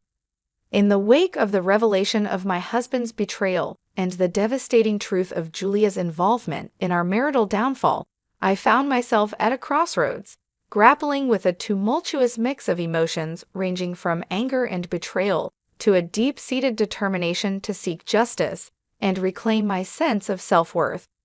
It was a watershed moment that demanded action, and I was ready to confront the turmoil head-on, no matter the cost. As the weight of their deceit settled upon me like a heavy cloak, I resolved to take decisive action. With a clarity of purpose fueled by years of pent-up frustration and indignation, I made it unequivocally clear to both my husband and Julia that there would be repercussions for their actions. No longer would I passively endure the pain and suffering inflicted upon me by their clandestine affair. It was time to assert my autonomy, to reclaim agency over my own life, and to hold them accountable for the havoc they had wrought upon my once happy existence. With a steely resolve, I laid out my intentions to seek retribution, to demand compensation for the irreparable damage they had inflicted upon me. Alimony was merely the tip of the iceberg. I vowed to pursue every avenue available to me to ensure that they both paid a steep price for their betrayal. It was a matter of principle, a refusal to allow their deceit to go unpunished, and I was prepared to pursue justice with unwavering determination. Dragging my husband to the threshold of our home, I cast him out into the cold, unforgiving world, severing the ties that had bound us together in matrimony. It was a visceral act of liberation, a symbolic gesture that marked the end of our toxic union and heralded a new chapter in my life, one defined by resilience and self-reliance.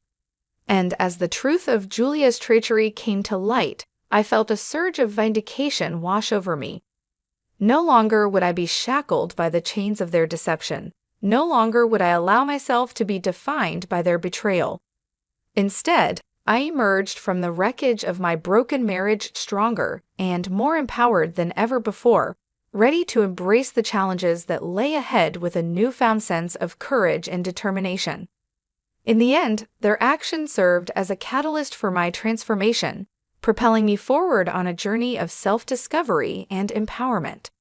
For amidst the ruins of my shattered dreams, I found the strength to rebuild my life on my own terms, forging a path towards a brighter and more fulfilling future, one free from the shadows of their deceit and manipulation. It was a bitter pill to swallow, hearing the sordid tale of betrayal and deception unfold before my eyes. But as I listened to the repercussions of their actions, I couldn't help but feel a sense of vindication. After all, it was the consequences they deserved for their betrayal, for tearing apart the fabric of trust that once bound us together. Now, 5 long years have passed since that tumultuous chapter in my life. In the midst of paying alimony, My ex-husband found himself forced into retirement, his golden years overshadowed by the financial burden of our divorce settlement. And as for Julia, she too found herself ensnared in the web of her own making, her prospects for remarriage dwindling with each passing day. It seems that karma had caught up with them both, exacting its toll for the pain and suffering they had caused. While my ex-husband struggles to make ends meet, and Julia grapples with the harsh realities of her financial situation, I have chosen a different path. Though I have been compensated handsomely for the betrayal I endured, I have eschewed extravagance in favor of a simpler, more modest existence. For in life, one never knows what twists and turns may lie ahead, and so I have chosen to live each day with purpose and intention, focusing on the things that truly matter. And amidst the chaos of life's uncertainties, I have found solace in the simple pleasures, such as indulging in my favorite pastime of watching French soap operas. Recently, I even found a kindred spirit at work who shares my passion, and we have begun to dream of adventures in France together. But as we plan for the future, I am reminded of the importance of living in the present, of cherishing each moment as it comes. No longer do I concern myself with the compatibility of our soul vibrations or the intricacies of fate. Instead, I strive for peace, for health, and above all, for happiness. Today, my goal is simple: to live a life filled with joy and contentment, to embrace each day with gratitude and optimism.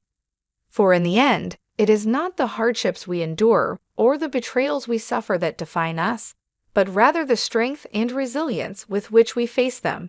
And as I look towards the future, I do so with hope in my heart and a renewed sense of purpose. A wife is supposed to be a supportive partner to her husband, but if she disobeys, it could lead to divorce. My husband James took my credit card and spent a lot of money while I was busy working. They were enjoying a vacation abroad, and I felt very disrespected. Angry and upset, I started thinking of a way to get back at him.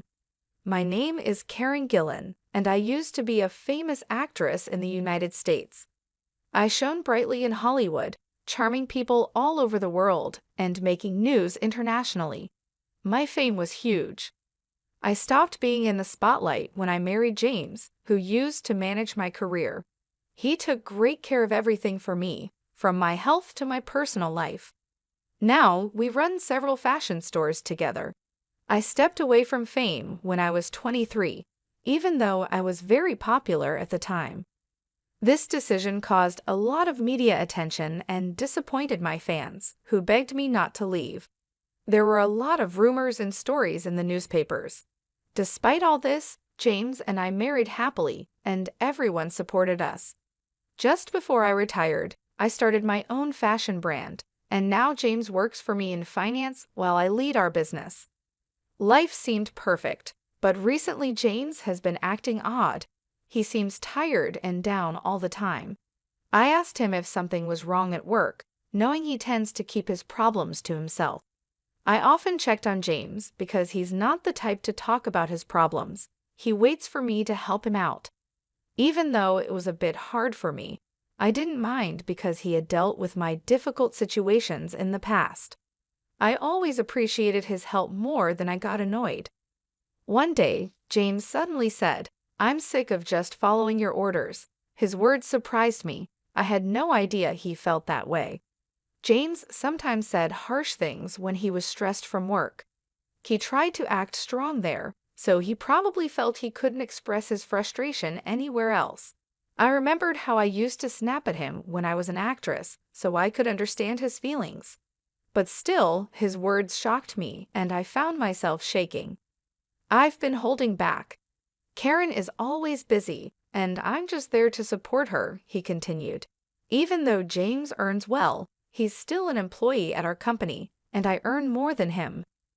But I never thought that who earns more should matter in our marriage. His complaints really threw me off. Even when you come home, you're all about work. When we go shopping, you just buy whatever you want. How do you think that makes me feel?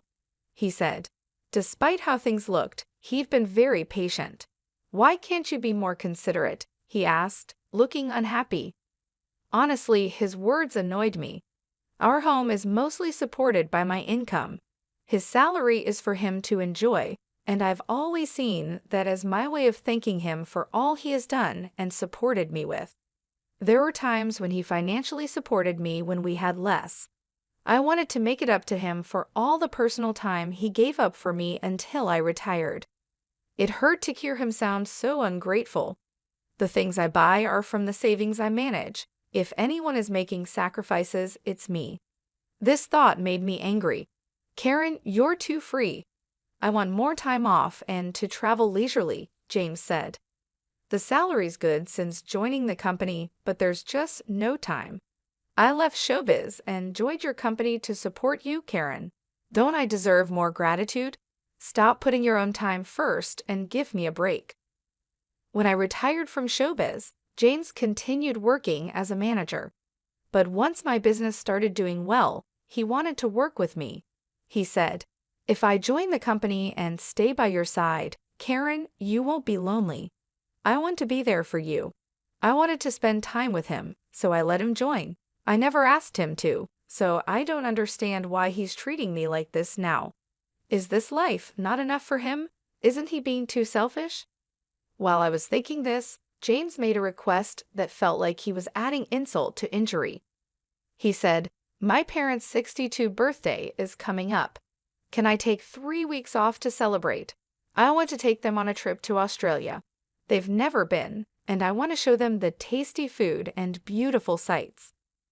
I was surprised by his request and felt something was off. Asking for 3 weeks off is a small thing that he could easily have done at work without making a fuss. Our company is fair, and no one would mind if someone took leave. Yet he chose to make it a big deal and negotiate directly with me. I felt something wasn't right, but these were just suspicions, nothing solid. Trying to keep my cool, I answered, "I'm okay with that, but I can't make it this year. There's a crucial fashion show for my models, and I need to prepare for the London collection. My schedule just doesn't allow it. Can you ask if next year would work? I can adjust my schedule then." As a daughter-in-law, I'm expected to attend my in-laws' 62th birthday celebration. However, our company has 2 big events this year, leaving no room for personal travel. I tried to negotiate a different date, but James refused with a smile, saying, "It's fine, we'll just celebrate with my side of the family. I want to spend some quality family time. Being the accountant, my absence for a week won't really disrupt work, right?" James's words about wanting to spend time just with his family really hurt me. He suggested that I was a nuisance, and that cut deep. So, how about it? I deserve some free time too, right? James often speaks without thinking. He's not mean, just sometimes careless. That's one of his faults, but I chose him as my life partner, knowing no one is perfect. However, I can't accept how he's speaking to me now, even if he doesn't mean it. Why do I have to be spoken to like this? Doesn't he care about me? Hey Karen, are you listening to me? I owe a lot to James's parents. Though I can't often visit because of work, they always treat me like their own child and praise my work. "We're so happy to have such a wonderful daughter," his mother said when I married into the family, and his father celebrated our marriage with joy. It's their 62 celebration, and I understand wanting to celebrate it this year, but how can I agree happily after being spoken to like that? It doesn't matter to me. Take 1 week or 2. Do as you like. I couldn't hold back my anger and showed it openly. This probably upset James. He stood up, visibly upset, and left the living room without a word. We've been sleeping in separate bedrooms because of work, and from that day until his trip, we didn't see each other at all. Is that really true? Isn't your husband being too harsh? My secretary, noticing my unusual demeanor the day James left for his trip, pressed me for details. She's an exceptional talent and has been supporting me since I started managing the company. As women, we often see eye to eye, and sometimes she's even more reliable than my husband. She's quick-witted yet caring, always there to support me when I'm down or about to make a mistake. I think of her like family. She looks up to me like a real sister, and I often share my thoughts with her. Her advice is wise beyond her years and always helpful. This time, she noticed something was wrong and kindly asked me about it. At first, I hesitated to open up, but then I realized that keeping it in could affect my work. I decided to tell her everything that had happened up to today. She looked really angry when I told her. If I were you, I'd have given him a piece of my mind. You've been too soft on your husband, boss. I get that you love him, but you can't let him walk all over you, she said. Her straightforward advice really hit me. In an environment where everyone usually hesitates to speak up, she's the only one who treats me as an equal. I truly value this openness and comfort. Being in a higher position often means showing more humility and restraint, and having someone who can confront me directly like she does is really precious. You're right. What should I do? I asked her. You can call him, right? Why not talk after work today? Don't worry about spoiling his trip. If things keep going like this, you might be headed for divorce, she continued, pressing the point like an older sister. I had no choice but to agree with her suggestion. I decided to call him right after work. He's in Australia, and there's about a 14-hour time difference from the US.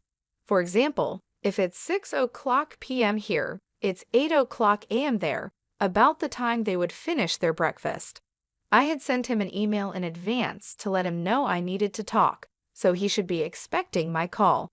I called thinking he'd surely answer, but he didn't pick up. Maybe he's still enjoying himself with everyone. I'll try calling again later. I tried calling every 50 minutes, but still no answer. Worried, I contacted my mother-in-law to check on him. Hello, Karen. You must be tired. I'm sorry we went on this trip without you.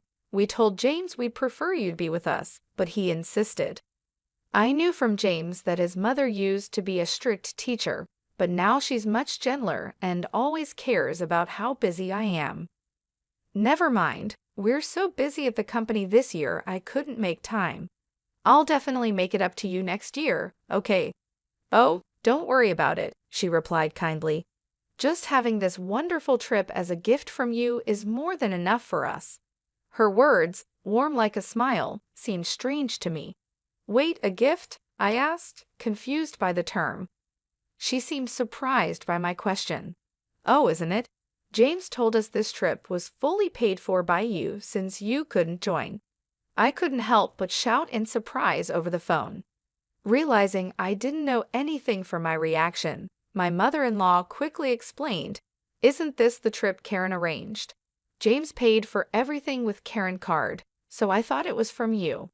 The trip included James's parents and his sister's family, 6 people in total.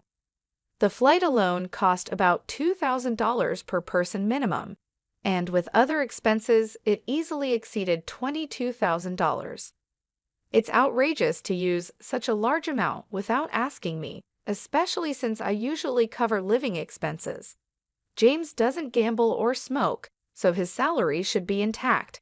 He definitely earns enough to afford such expenses, yet he didn't. With him not answering my calls, my anger started to boil.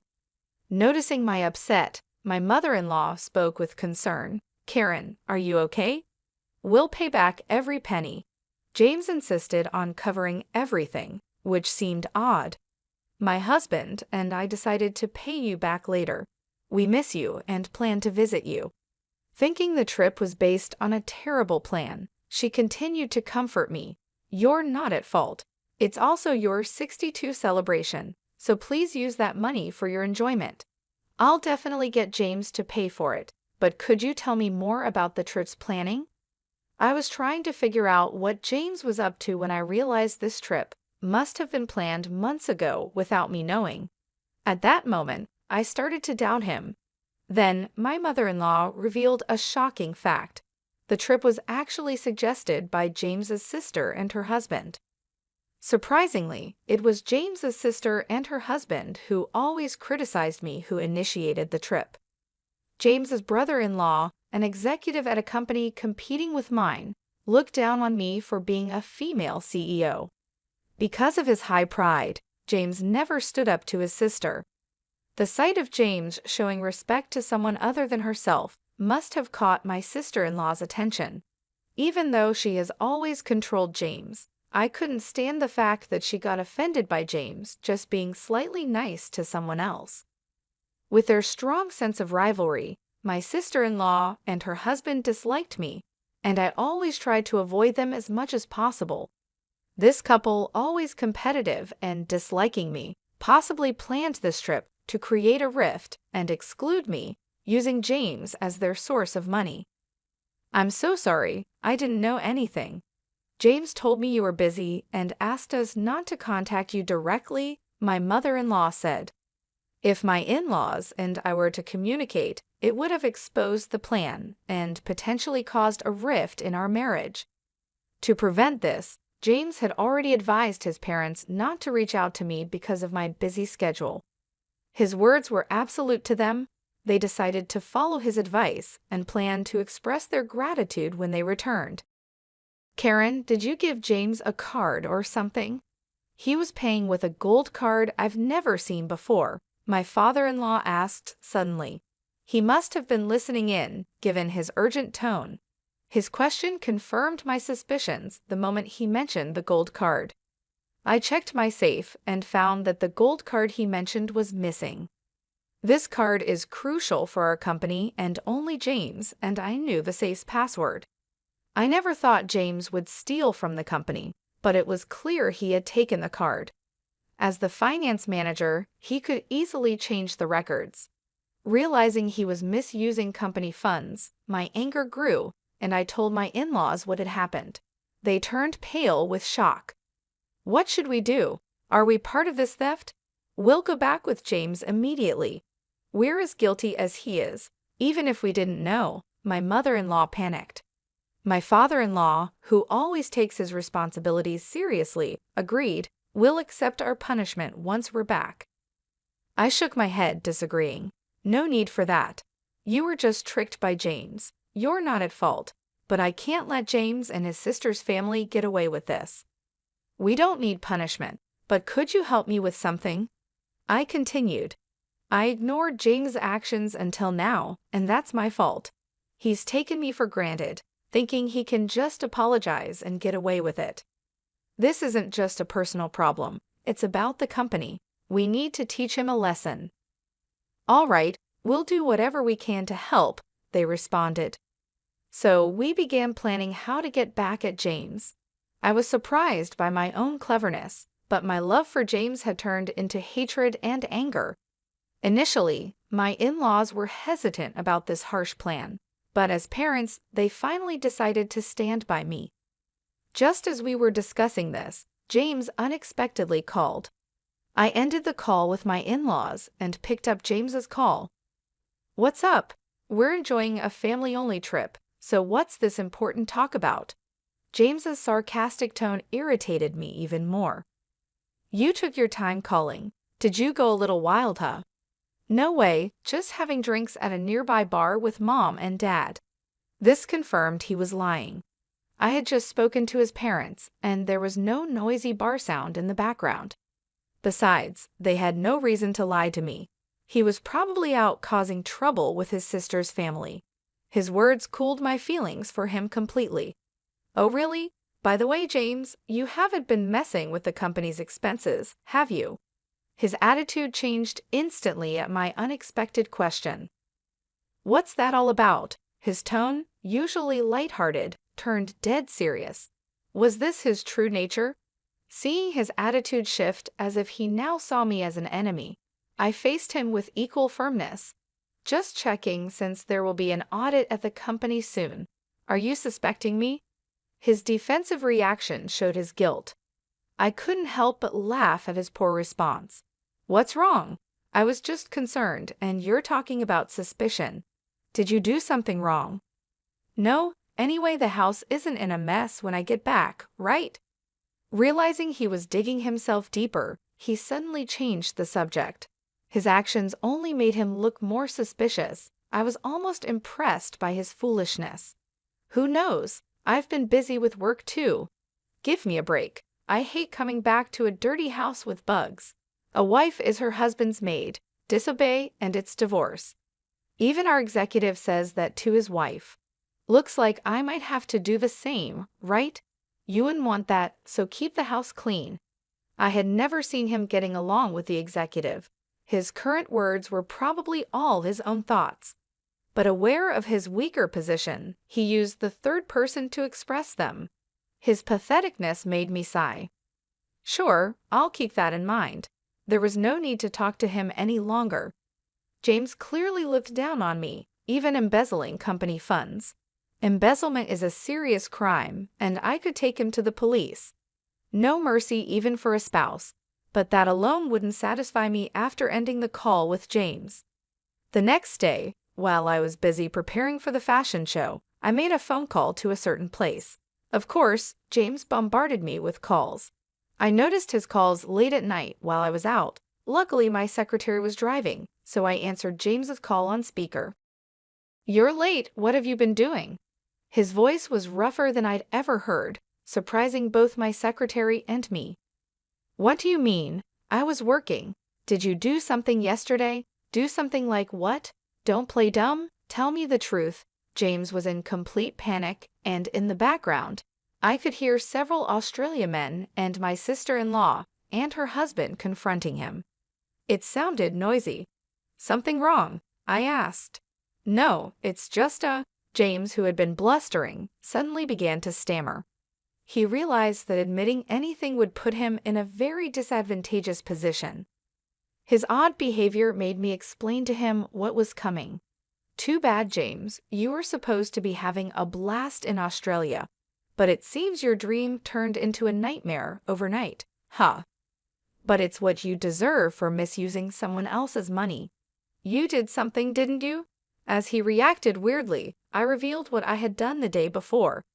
I had contacted the president of the credit card company I was contracted with. Despite it being after hours, he agreed to help me due to our long-standing relationship. He immediately suspended the company's credit card. If a credit card is misused, the company doesn't have to pay the store, leaving the store at a loss. However, James had arranged to pay the entire bill at checkout. So with the card blocked, he couldn't pay and was now being interrogated by the hotel receptionists. "James, Mom and Dad have already checked out. The taxi I reserved for them has left with them, so there's no one coming to pick you up," I said. My sister-in-law, who was cornered, bombarded James, asking what to do next. Hearing this, James panicked even more and directed his anger at me. "How can you do this and think it's okay? Are you ready for a divorce? Go ahead. I'd rather not have a husband who steals from the company. I've already talked to a lawyer, and we're starting the divorce process," I told James. He was clearly shaken by my calm reaction. "I've ignored so much of what you've done, James. There was a time when you supported my work, and I was grateful, but I've reached my limit. My patience is gone," I continued. "That can't be." James realized he was in a real crisis and let out a desperate cry. The receptionist kept demanding payment from James and his group, who were now trapped in despair. None of them spoke Australia and were relying on a guide to communicate. Hearing their situation, I suggested switching the call to me. "No one there speaks Australia, right? Let me talk to them for you. You're going to help?" James sounded relieved, thinking I had changed my mind. Without hesitation, he handed his phone to them. I spoke to the receptionists in Australia, explained the situation, and they understood quickly and seemed cooperative. To ease their worries, I also gave them my contact information, which my secretary noted down. After a friendly chat, they returned the phone to James. "What happened? Did you sort it out?" James asked. "Yes, I've taken care of it. Now it's up to you guys." "Really? You're a lifesaver, Karen. I love you," he said, then hurried off, apparently called by the receptionists. James, clueless, ended the call and followed them. "Are you sure about this? It probably won't end well," my secretary asked. "Perfect, right? It's ideal for them to see hell, I responded. An hour later, as expected, I received a barrage of calls again from James. When I answered the call, James was on the line, his voice full of distress. "Karen, what's going on here? What is this place?" He cried out and showed me through a video call the image of a slum area in Sydney, Australia.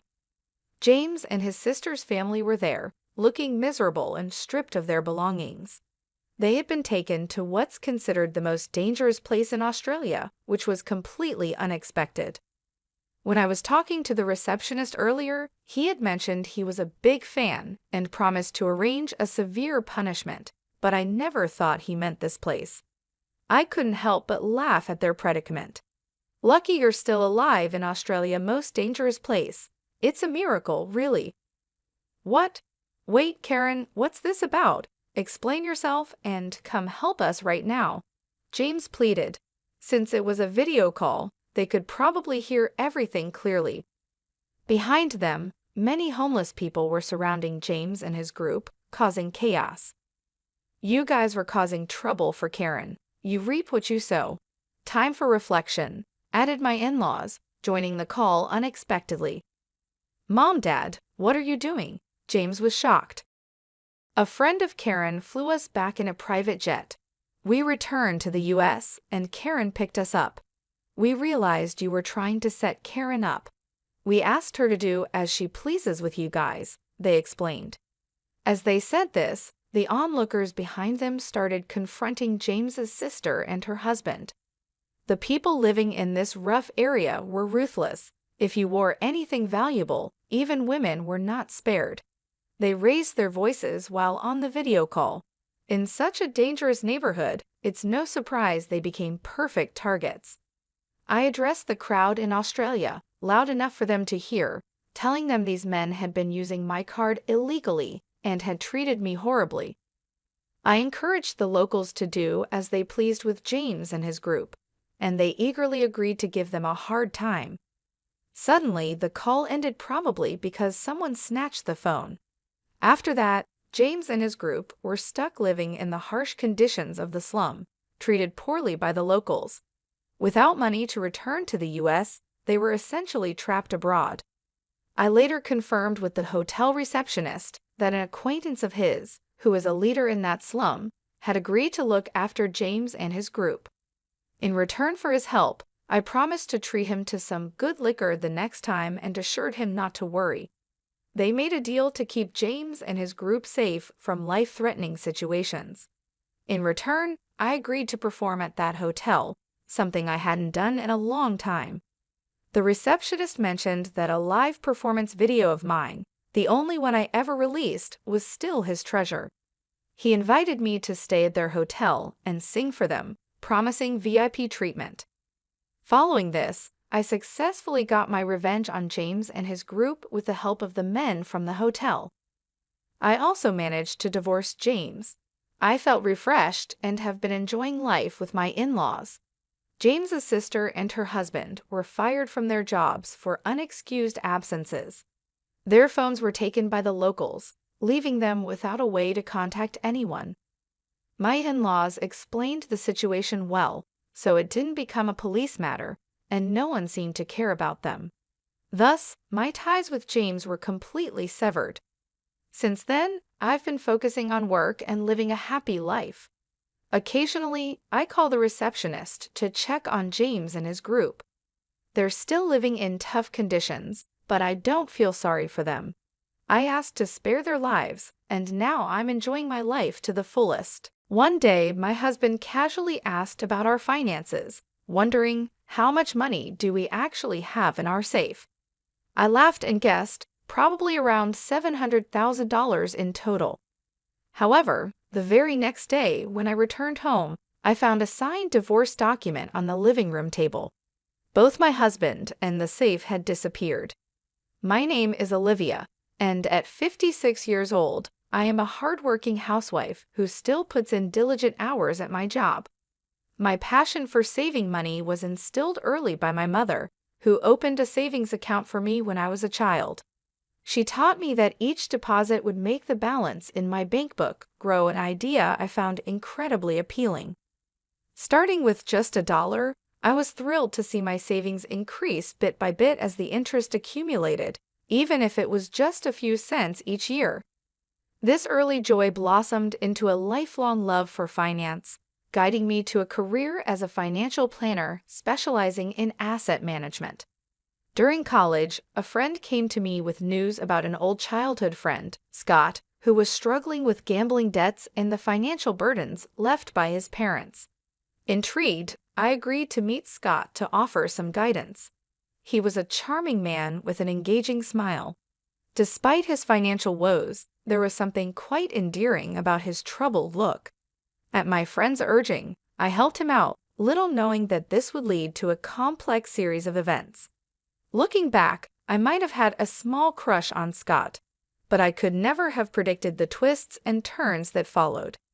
I suggested he consolidate his debts and lower his monthly payments to get his finances back on track.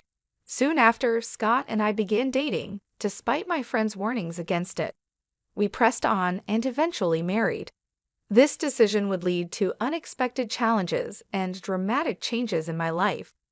I firmly believed that marrying Scott would enable us to tackle this family's financial issues together. Even though I had a stable income for someone my age, most of Scott's earnings went towards clearing his existing debts. I urged him to cut financial ties with his parents to avoid further debt accumulation. To help manage his expenses, I provided Scott with a monthly allowance of $2,000. When Scott decided to sever these financial dependencies, his decision was met with outrage from his mother, who berated him as an ungrateful son and expressed regret for his birth. His father also criticized me, labeling me a thieving cat. Exhausted by the constant pressure of his parents' debts, Scott finally reached his breaking point. He firmly told them he wasn't just an ATM and that he was doing his best to manage his own life. He returned to me, relieved to be free from the recurring arguments about money with his parents. Shortly after, we were blessed with the arrival of our son, Gary, a handsome boy who was the spitting image of his father and quickly became my pride and joy. As Gary grew, it became apparent that he had inherited some of Scott's traits, like his lack of discipline and indecisiveness. Over the years, Scott struggled with borrowing money from predatory lenders, dealing with loan sharks, and occasionally manipulating friends into lending him money for gambling. Despite these challenges, I managed to keep him on the right track, and after 23 years, we had managed to reduce his debt to about $13,000, nearing full repayment. However, a significant turning point occurred when Scott received a call that his father had collapsed and was hospitalized.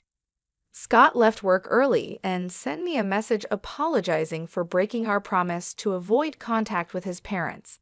He explained that his father had suffered a minor stroke. While it wasn't life-threatening, it was serious enough that he should not overexert himself. Scott expressed his desire to stay with his parents for a while to offer support during this difficult time. Despite my offer to join him, Scott insisted that I stay focused on my work and avoid the potential for mistreatment from his parents. This decision marked a poignant moment in our lives as we navigated the complexities of family obligations and personal commitments. I had provided Scott with some extra funds to help with hospital visits, anticipating that his parents might be struggling with medical bills. Since then, Scott began visiting his parents more often, each visit costing between $450 to $650 from my pocket. It appeared that my in-laws were facing financial hardships and depended on Scott for support. Though these amounts added up to roughly $3,200 to $3,800 each month, I decided to ignore it for the time being. A year had elapsed since my father-in-law's health scare, and both in-laws had visibly aged. I felt they needed someone to support them during this challenging time. As for me, my perennial hobby was always about saving money. One day, while I was pulling out my bank book from the safe with a smile, Scott, who usually paid little attention to my financial habits, curiously asked, "Hey, how much money do we actually have in that bank account you always look at so happily?" I casually replied, "It's about $700,000 now." However, the following morning, I discovered divorce papers on the living room table, and both Scott and the safe had disappeared. At breakfast, despite the shock, I couldn't help but smile, realizing Scott had been eyeing the money in the safe. Moreover, he had planned to take the entire safe with him. Although not the sharpest tool in the shed, the thought of him trying to physically carry the entire safe almost made me burst out laughing. In our home, we have a red cat named Bella, and we installed a pet camera to watch her adorable antics, which brought joy to my days. During lunch breaks, I would tune in to watch the camera, finding delight in Bella's endearing behavior. One day, as I turned on the camera, an unexpected scene unfolded in our living room on a weekday. My in-laws and my husband Scott were having a surprising conversation. They marveled at the nice house Scott was living in and praised what they thought was his excellent salary. Scott's father, with a hint of pride, mentioned his own decent earnings but lamented that I controlled it, leaving him with just a $2,000 allowance. They comforted Scott, suggesting he deserved more and subtly hinting that he was being shortchanged by me. This revelation was startling and shed new light on the dynamics within our family. It seemed as though Scott, influenced by his parents, had forgotten all about the hard work I had put into managing his debts. He nodded in agreement with his parents, seemingly oblivious to the sacrifices I had made on his behalf. I wondered what thoughts were running through their minds. In the past, Scott had been overwhelmed by debts from his parents, obligated to hand over cash every month, which made it hard for him to manage his own finances. Now he was complaining that it wasn't fair for him to receive only $1,000 a month, especially when his wife me had substantial savings in the bank. As Scott aired his grievances, my in-laws' eyes sparkled, eagerly exchanging glances as they awaited his reaction. "How much is in that bank account of yours?" they prodded, leaning forward with anticipation. "Last I checked, I think it was around $510,000, or maybe $610,000, Scott responded vaguely. They pressed further, questioning whether that money rightfully belonged to him. Despite the considerable effort I had invested in reducing his debt from nearly $430,000 to just $15,000, it seemed that Scott's perspective had been swayed by his parents. His easygoing and indecisive nature, despite his charm, led him to side with their views. Witnessing this conversation through the pet camera, with my hard-earned savings potentially at risk, left me utterly devastated. Tears streamed down my face as I sat at my work desk, watching the scene unfold on my phone. I had been diligently managing our living expenses from Scott's income, allocating most of it to repaying his debts.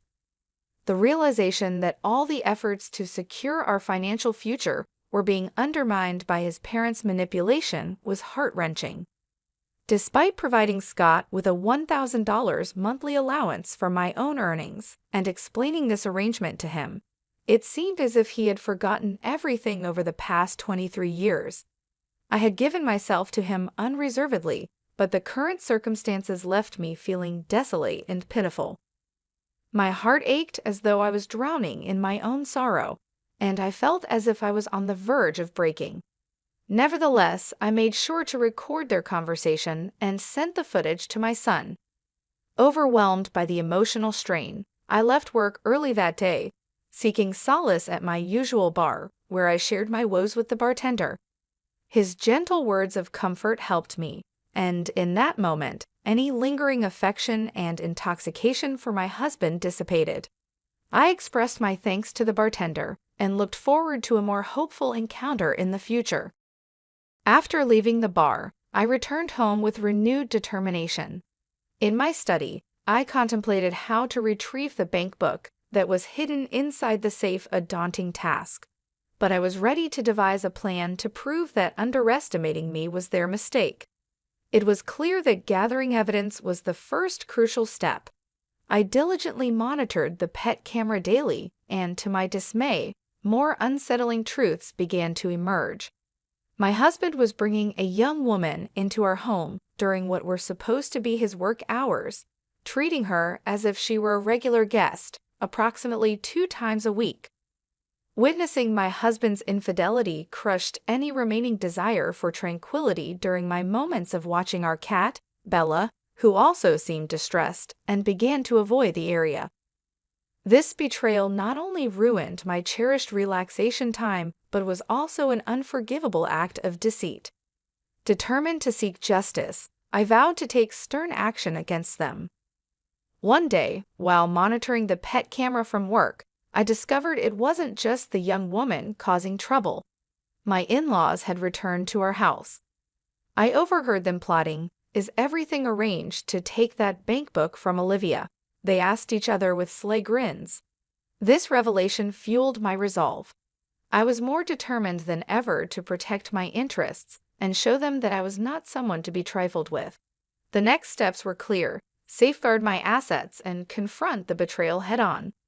I responded with confidence when my father-in-law expressed concern about the weight of the safe, offering to help. I assured him that I could handle it, knowing well that my husband, Scott, though handsome, wasn't the sharpest. In my heart, I resolved to outmaneuver these people who were scheming at such depths. I imagined using the funds from the bank book to go to a casino as a family and rebuild our lives. Despite a pang of guilt about using Olivia's savings, my in-laws had convinced Scott that their actions were justified for his happiness. They urged him to swiftly divorce the woman he was seeing and leave the divorce papers on the table, eagerly anticipating the money from the bank book and the arrival of his new wife. Scott reluctantly agreed, and their unsettling plan began to unfold. Back at my office desk, sipping coffee, I recorded the scene unfolding on my phone screen. Oddly, I found myself somewhat understanding of their motives, realizing the extent they would go for money. Yet, I was no longer upset or sad. Instead, I felt a burning determination to give them a taste of their own medicine. The day finally came when my husband inquired about the money in the passbook kept in the vault. Casually, I informed him that it contained about $500,000. The next day, upon returning home, I discovered a signed divorce paper in the living room, and both my husband and the vault were gone. Smirking over breakfast, I acted swiftly. I filed the divorce papers and reached out to my son Gary immediately. "Your father finally took the vault," I told him. "I can't believe he actually managed to carry it. It's so heavy." This ironic twist, while frustrating, was also a vindication of sorts. I was ready to start the next chapter, free from deceit and manipulation, armed with the truth and a clear conscience. After informing my son Gary about the unfolding situation with my husband, Scott, Gary suggested that it might be time to finally cut ties with him. He questioned whether Scott had managed to take everything from the vault. Little did Scott know, I had proactively moved all our savings to an online account, making the physical passbook he stole utterly worthless. Gary advised me to consider filing a police report and strongly recommended hiring a competent lawyer. Feeling grateful for his advice, I decided to sever my legal and emotional ties with Scott. I reached out to a lawyer, one who came highly recommended by my trusted private investigator. Exasperated yet determined, I handed over the recordings from our pet camera, which captured all of Scott's and his parents' underhanded discussions and actions. I provided these to both the police and the lawyer, eagerly awaiting their response to the clear evidence of deceit. Shortly after, Scott, in a state of panic, called me. He was frantic, questioning why the passbook was empty and where the $500,000 had gone. I refused to engage with him directly. Calm and collected, I instructed him to communicate through my lawyer if he had any questions or concerns, and then I blocked his number to prevent any further direct contact. I officially reported the incident to the police and provided the same recording to my lawyer, reinforcing the seriousness of the case.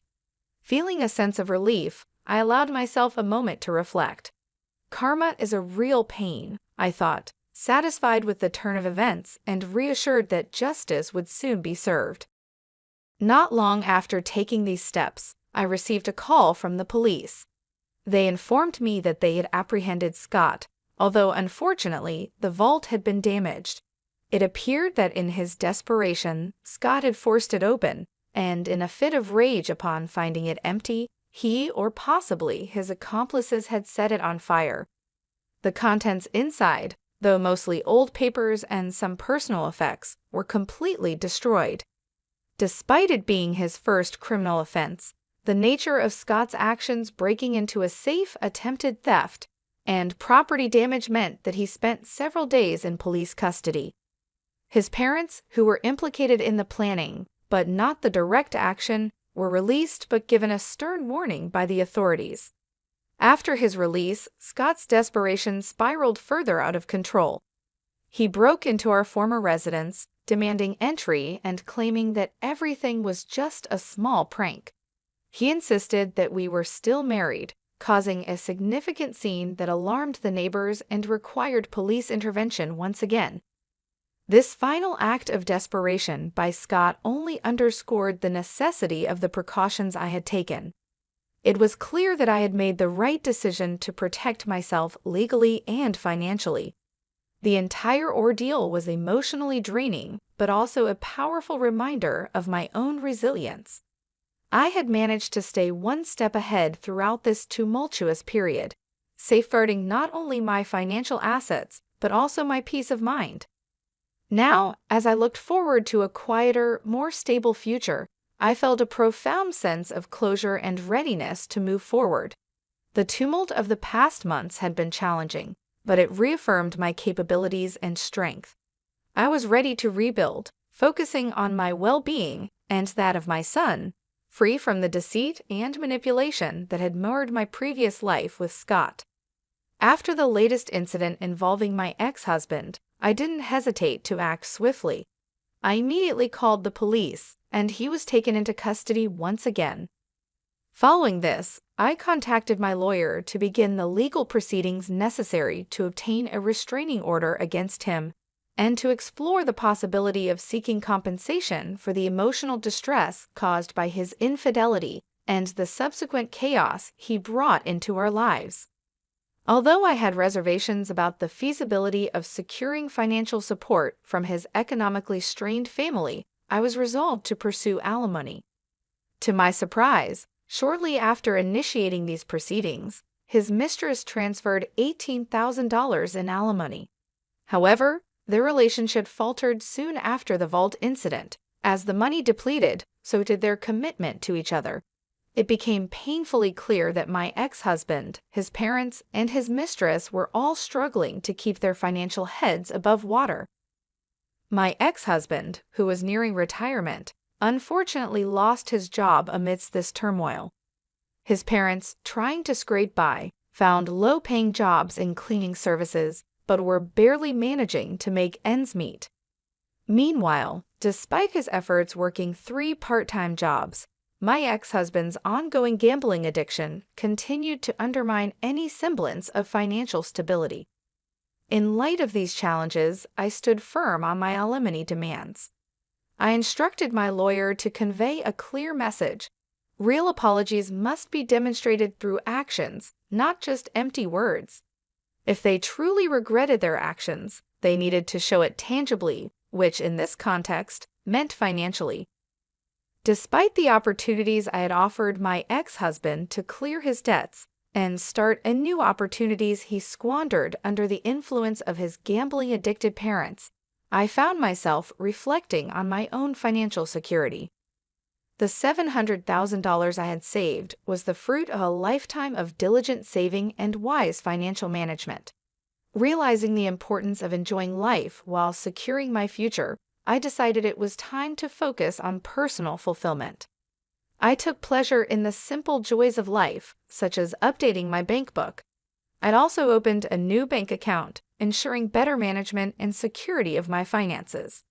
Currently, I lead a serene life with my cherished red cat, Bella, who provides constant companionship and comfort.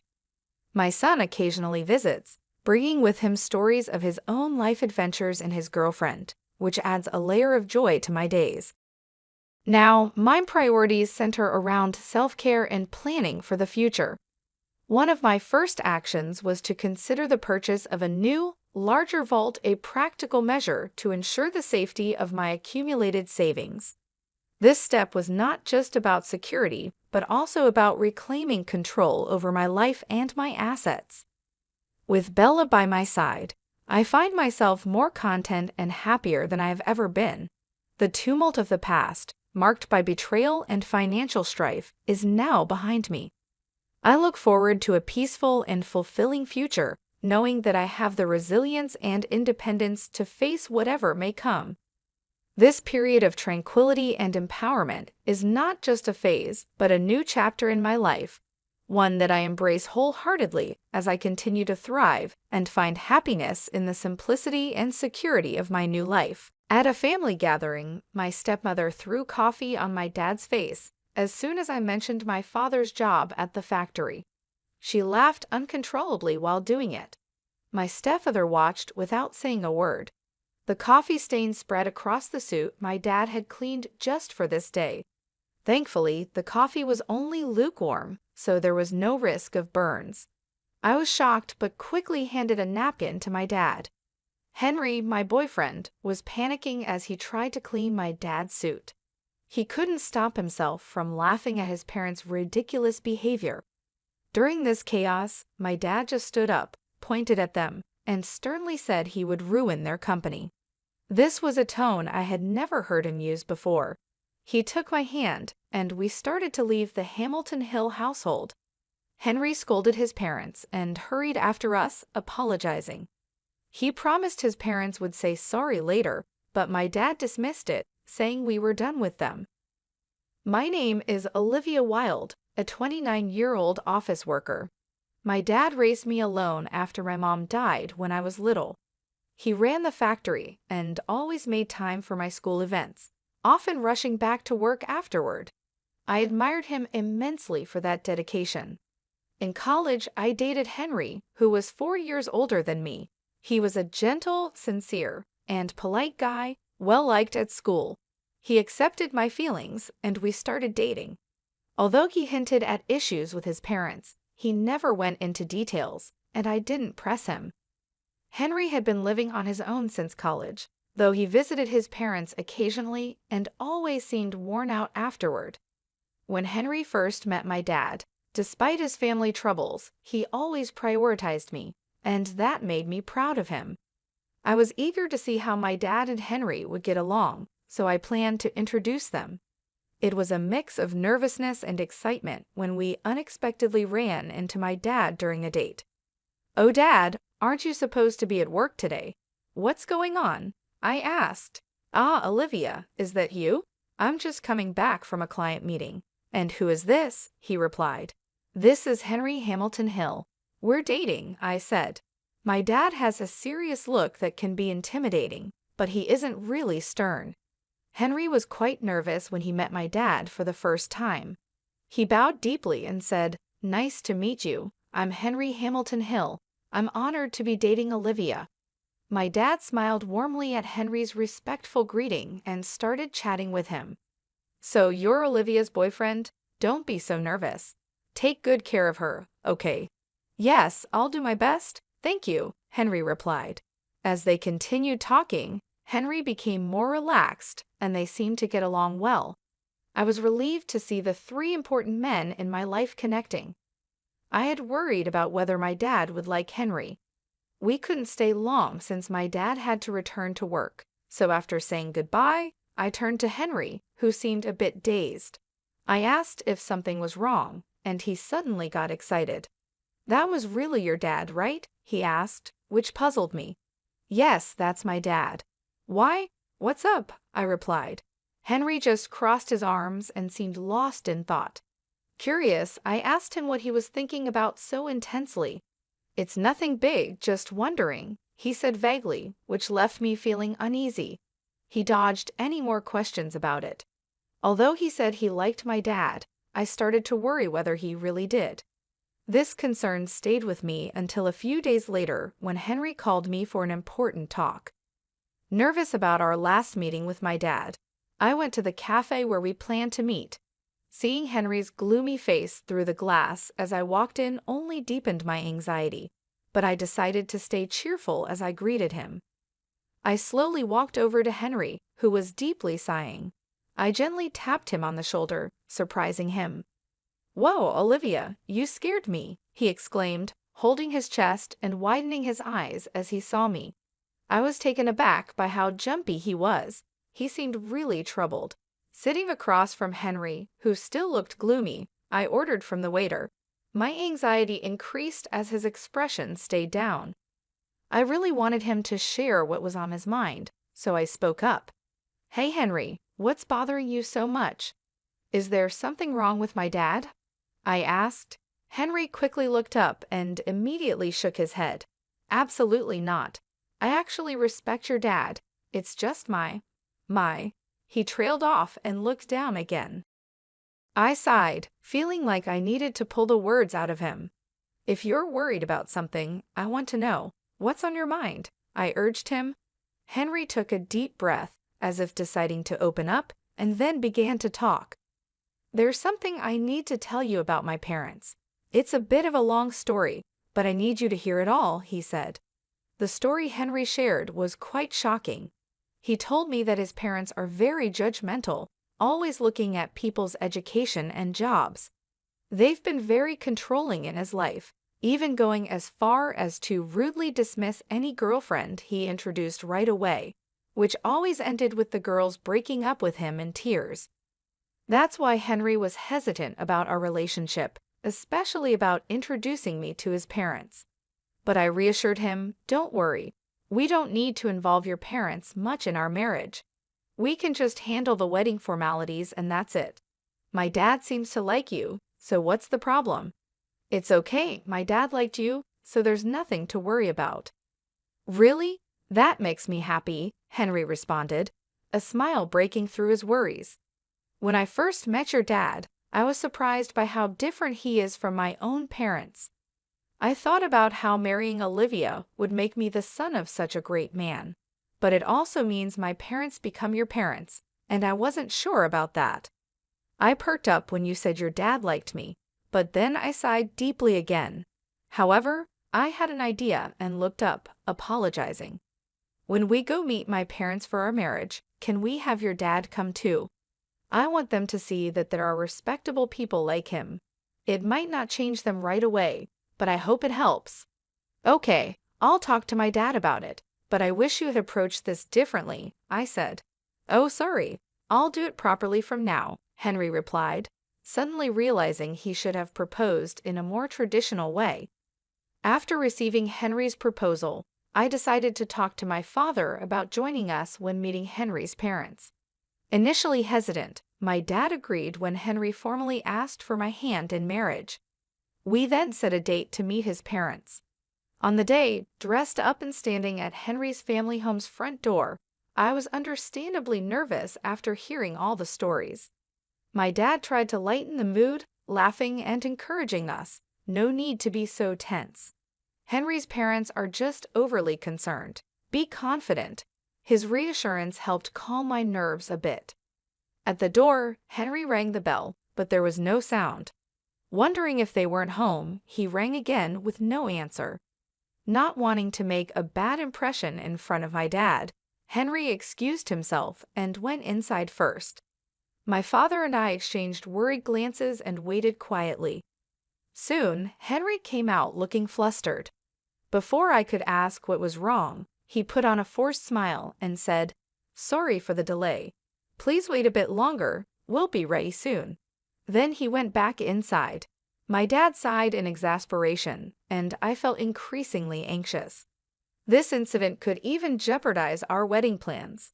My father isn't short-tempered, but he really dislikes dishonesty.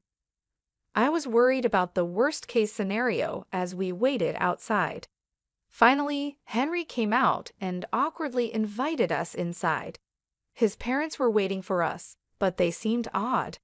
His mother had a sly grin, and his father looked away, uninterested. We were led to the living room, where the coffee served was hastily made and lukewarm. The whole situation made me uneasy, but I decided to continue with the introductions. Henry, trying to regain his composure, introduced my dad and me. Although Henry's introduction was warm and thoughtful, his parents sneered at us. Suddenly, his mother grabbed a coffee cup, and as soon as she spoke about calling off the engagement, she splashed coffee on my dad. My father-in-law, who was smiling and giggling next to her, didn't scold her. The coffee stain quickly spread on the suit my dad had cleaned for the day. Luckily, the coffee was lukewarm, so there was no risk of burns. Shocked, I handed my dad a handkerchief while Henry frantically tried to wipe off the suit, worried about any potential injuries. Henry's parents just laughed in response. My dad, however, remained calm. He stood up, pointed at them, and declared he would ruin their company. He spoke in a tone I had never heard before, took my hand, and we left the Hamilton Hill house. Henry scolded his parents and then quickly followed us. "I'm really sorry. I'll have my parents apologize later," Henry said to my dad, who gravely replied, "No need. We're done with them anyway," as he patted Henry on the shoulder. We went back to our house, and my dad immediately changed his clothes. Meanwhile, Henry was earnestly apologizing outside my dad's room. I could hear my dad's troubled voice occasionally, but I was too shocked by Henry's parents' behavior to pay much attention. I knew getting along with Henry's parents would be tough, but I never expected them to act so rudely. Furious at how they insulted my dad, I sat on the living room sofa, clenching my fists and replaying the event in my mind. It wasn't helping, but I couldn't stop myself. When my dad finished changing, he and Henry came into the living room. Henry immediately started apologizing to me, almost bowing. "Olivia, I'm really sorry. I never expected them to do such a thing, especially to insult your dad. I'm truly sorry. What happened was terrible," Henry said. He was sincere and didn't even ask for forgiveness, showing he knew it wasn't easily forgivable. Seeing his earnest apology, I realized I had to apologize too. I took Henry's hand as he knelt and said, "I'm sorry too. I should not have suggested meeting without knowing everything. I didn't expect things to turn out this way." Then I turned to my dad and apologized from the bot Henry of my heart. "Dad, I'm sorry this happened because of my thoughtless suggestion." My dad just looked down, troubled, and shrugged his shoulders. It was hard for him to say anything. None of us expected this to happen, but that meant my dad's threat was serious. I decided to ask him about it. "Dad, was what you said true? Are you really going to ruin their company?" I asked. My dad glanced at Henry, then nodded firmly. "Yes, it's true. I'm going to ruin their company. Their business was already struggling, so I've been thinking about what to do." "This seems like a good opportunity to cut ties," my dad stated, his eyes showing unwavering determination. He runs an industrial company and is the CEO. His company is a top local enterprise where he serves as both the factory manager and CEO. He started as a worker in this factory and gave up his dream of becoming a painter to raise me alone after my mom passed away. He worked tirelessly, and his hard work led to several promotions. Eventually, he caught the attention of the former CEO, who chose my dad as his successor when he retired. The company has expanded, owning various subsidiaries, one of which is managed by Henry's father, my father-in-law. We discovered this during our recent visit. Ideally, my father-in-law should have realized this, but he didn't, due to the premature actions of Henry's mother. Henry just wanted to explain that his father worked for a subsidiary of my dad's company. However, his parents' prejudices prevented this from being clarified, leading to the current situation. If only his parents had listened. My father mentioned that his company was having some management problems, and he was thinking about what to do next. He mentioned layoffs might improve things, but he really wanted to avoid that. "It's a good chance to decide which parts to downsize," he said with a troubled smile, clearly not wanting to fire any workers. You could tell he regretted even considering it. After a serious talk with my dad, Henry spoke to him quietly. I've decided to close it down, but that means your parents will be in trouble. It's harsh, but are you okay with that? Henry hesitated at first, then looked firmly at my father and replied, I've already cut ties with them. They did something unforgivable. Part of their consequence is dealing with their actions. More than that, I want them to think about what they've done, including this incident. But I have a request. I know it's awkward to ask now, but please, let me get engaged to Olivia. I know I've caused trouble because of my parents, but I want to be with her more than anything. Please forgive me. Moved by Henry's sincerity and despite the situation, I'd also pleaded with my dad. Please, Dad, I know how things have turned out, but I want to be with Henry. After listening to us, my dad thought for a while, then seemed to resign himself. If you both feel the same, it's fine, but there's one condition. Your parents are company executives. I need to know what you plan to do with their employees. If you can't handle that, the marriage is off, he said, and then sent Henry away, not even looking at me before he went back to his room. A few days later, Henry prepared a plan for the employees at his father's company. He arranged a meeting with my dad, and when I got home from work, they were discussing it. Henry had written down possible job placements for all the employees and was showing it to my dad, hoping he could employ them at his company. Henry expressed his desire to help with the transition and add energy to the business. I also selfishly want to work at your company. I'll work for free until everything is stable and we see results. I want to make up for any problems with my hard work, Henry said, bowing to my father. He seemed to feel partly responsible for his own company's problems and was determined to work hard to help resolve the situation. I just learned our marriage would be delayed, but it was a necessary delay. Welcome back, Olivia. I'm sorry for making such a big decision alone, but it wouldn't be fair if I were the only one happy, Henry explained. You're too selfish. Dad, please let me work at the company with Henry. I'll also work for free, and I want you to accept Henry's proposal, I said, despite Henry trying to stop me. I insisted firmly and begged my dad. While this was happening, my dad didn't say anything, but after repeated pleas, he uncrossed his arms and quietly nodded. Meanwhile, Henry's parents still hadn't apologized. My dad seemed to have been waiting for their apology for the past few days, but that time was up. Time's up, he muttered, starting to prepare to take over my father-in-law's company. Time passed, and the day came when the company collapsed. Henry's parents contacted us in protest, summoning us to their home. When we arrived, the place was crowded with people protesting the closure. They were all former employees, angry and shouting. It seemed Henry's father hadn't explained anything to them. By summoning us, it looked like his parents intended to blame us for their failure. As soon as they saw us, they pointed at us and started accusing. Look there, that's the root of all evil. It's not me. They're the ones who ruined the company, not me. Especially that woman. She seduced our son and ingratiated herself with her father. We are victims too, so stop complaining about it, they shouted. Others also criticized my father and me, trying to deflect attention from themselves. Despite the parents' wild accusations, Henry, visibly upset, tried to calm the former employees. Please wait, everyone.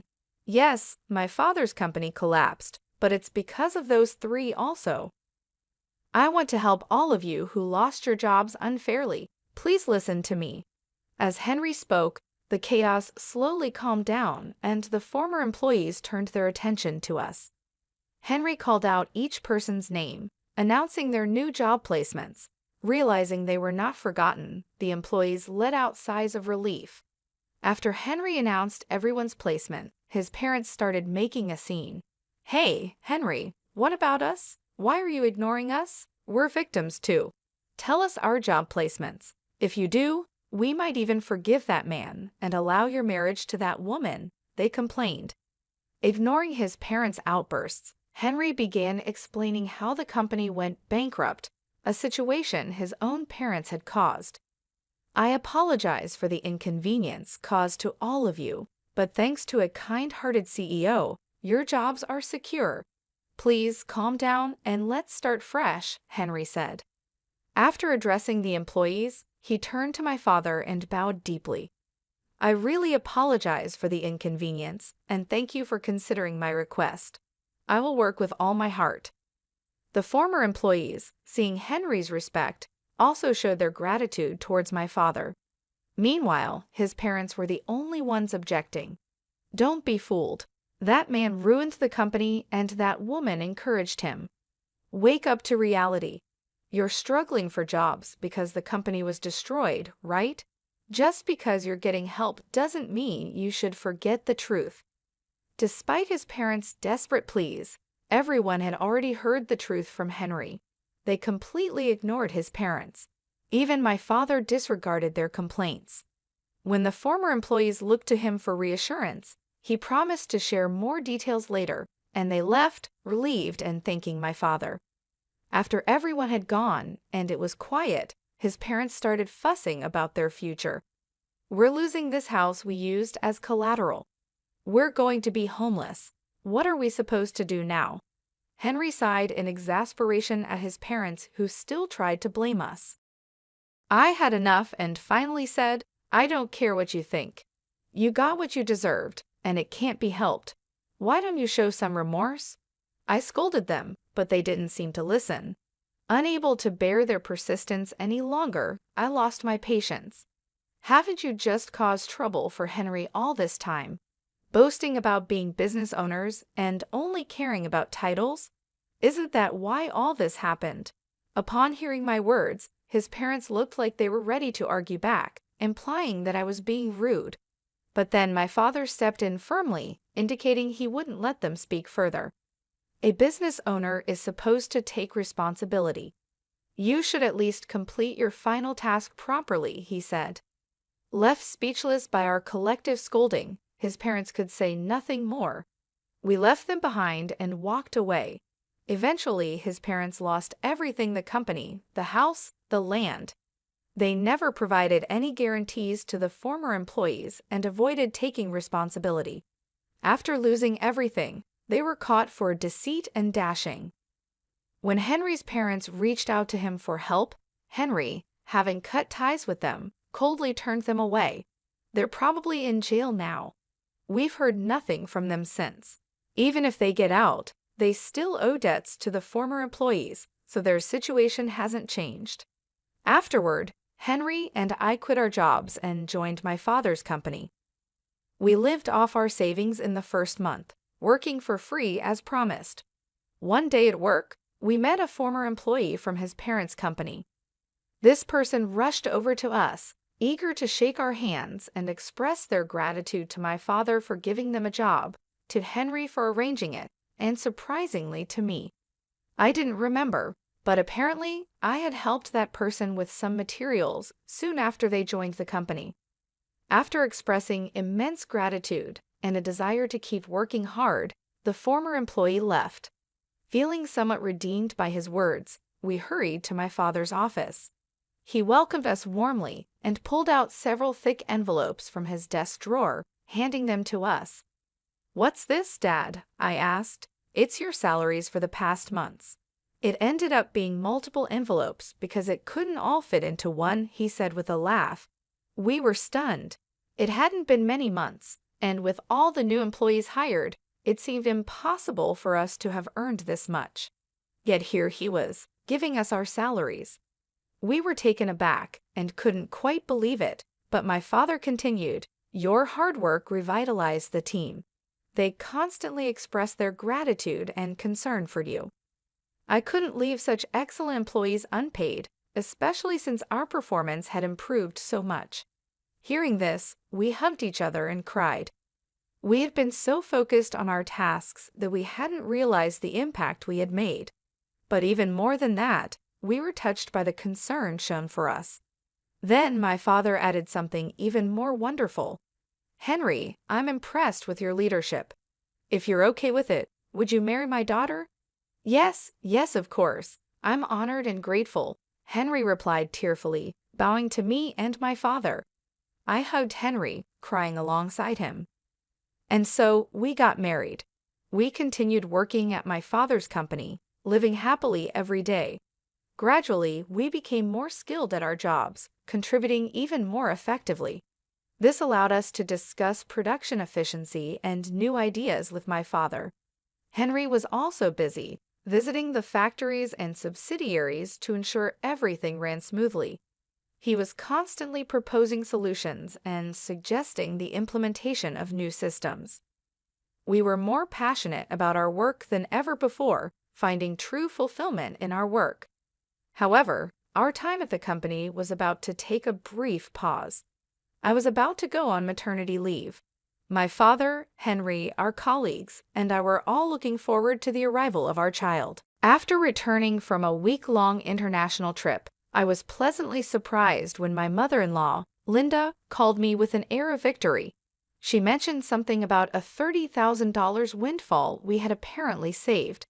Confused, I tried to recall any recent instance where I had amassed such a sum. As a freelance jewelry designer, I do maintain a savings account for unexpected expenses, but I certainly don't keep large amounts of cash around, and my bank card was securely with me.